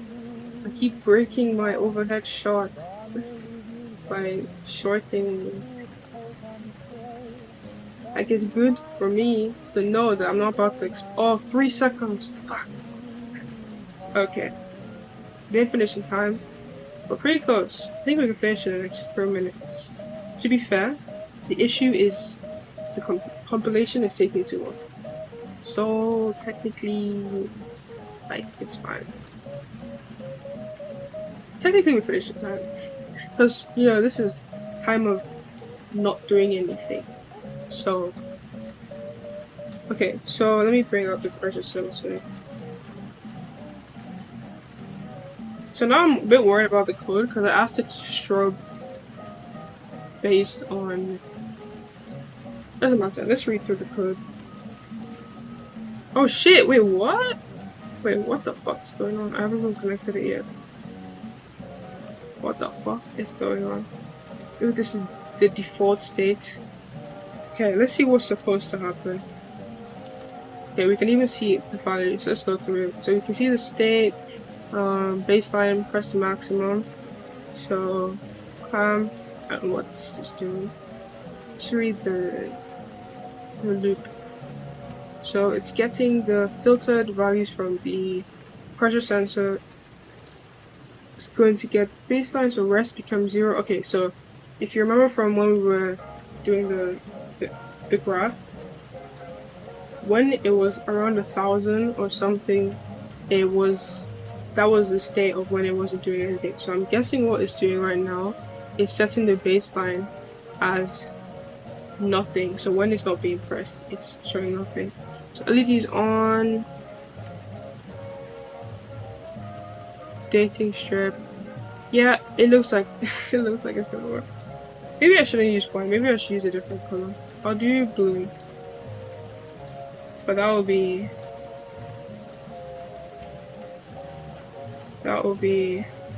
if we run this one more time. Let's see. So now let's look at the raw data. So the data you see is going from 3,000 to 4,000, and that's being filtered. Let me actually reset it so that it gets the right baseline value. It doesn't seem to... Oh yeah, there we go. So we can see the adjusted value. So our baseline is... Okay, this is the raw and the filter that we were getting earlier. And now our baseline is... this. And if we press it, we can see it goes up and it goes back down to 0. So our baseline has been adjusted based on us pressing it. I think that's what's going on right here. And then you can see how many LEDs it turns on based on how hard we're pressing. Oh, you can't even see. So when I press it, you can see 30 LEDs are on, 0. So let's see if that actually works. Let's see if that actually works. I plugged this in to GPIO, what is it, 27 or what?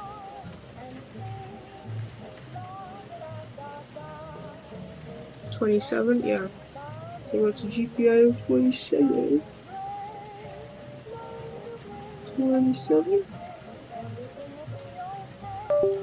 Okay, fucked up my camera. The reset. Why did it stop at 0 when it said reset? What's going on? What did I do? What did I do? What did I do? The ground is connected to the ground. 5 volts, 5 volts. 27. Did I not connect something properly? You know what? Let's change the color, because the issue last time was because it was white. For whatever reason. I don't know why that was not working when it was white. I wanna oh, it's not connected. What? Let's disconnect. Okay, that was connected. Let's see.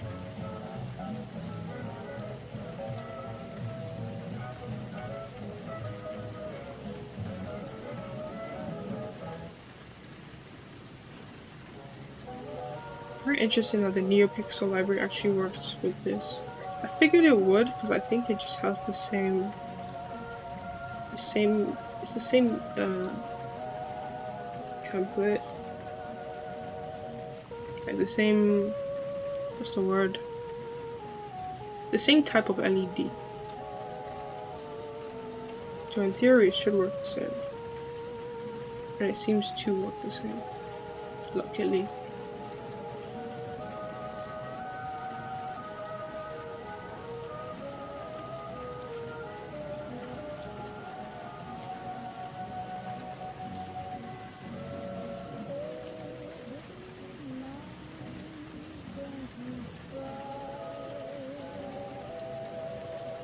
Okay, let's try the pressure sensor, still working. Let us connect the pin 27. Oh shit, what happened?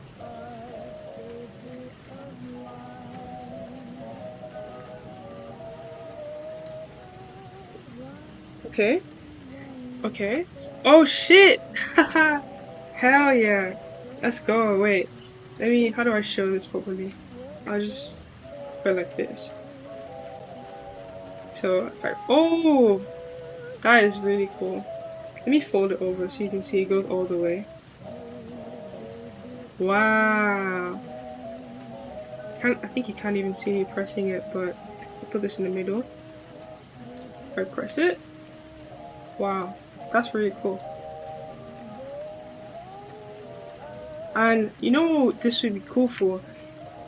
Maybe when you press the twister mat, you press it in time and the lights go on and it tells you, yeah, you can see that you're actually pressing it enough. So if I press it like halfway, you can see it kind of goes out halfway. It's kind of hard to press it halfway because it's so sensitive. But yeah, it works. That is beautiful. I see we changed the color to green. Did I say blue? This is RGB. I meant green. Wow. I know this is not that. I don't know how cool this is of a product, but stuff like this still makes me like, wow, it works. Yeah. I love electronics. No, I don't. I love making stuff. I don't like the nitty-gritty parts, like making a PCB for 7 hours straight. But you know. Anyways, yeah, it works. I'm happy we got that goal done. Let's see. Let's go back to our to-do list. I want to keep spamming this, but I can. Oh, it looks so cool. I'm even thinking, like, if I put this in my room, when I come into my room, these go on or something. When I open my closet, these go on. But yeah. Let's mark that down on the to-do list. And then we can call it for today. I actually had quite a bit of fun with this session. I wasn't looking forward to it just because I wanted to focus on the node badge. But it's a good break from that because I want to go straight back into work on it after this stream. but it was good to try and make something and it actually worked. And I don't know how it's gonna be useful for the project I am working on, and it would be great to record a video of this working for the short. But yeah, look at that. Look at that. Look at that. Look at that. And we got all our to-dos done. Done. Done. Hell yeah. Alright. Thank you for watching. It's a nice 5-hour stream. God damn. Yeah, I'm definitely gonna keep on streaming. I've been enjoying it. It forces me to just yap and to talk to camera. It forces me to at least do 4 hours of work, even if 4 hours of work that what the heck? What the heck? Why is it going on? What the heck? Oh, it's because the baseline is changing. I was like, what the? Was it when I touched my mouse? No, no, no. So it's the baseline. It's being calculated every time, and it's gonna keep increasing because the baseline is gonna increase because I'm not touching it anymore. You see, it's gonna keep increasing slowly. I love electronics. Anyways,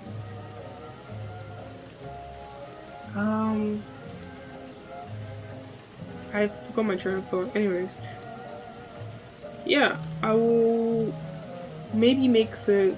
I keep saying that I'm gonna make the schedule at some point, but for now, it's gonna be on Mondays, Tuesdays, Wednesdays, Wacky Wednesdays, Thursdays, and the Friday ones are gonna just be in the morning.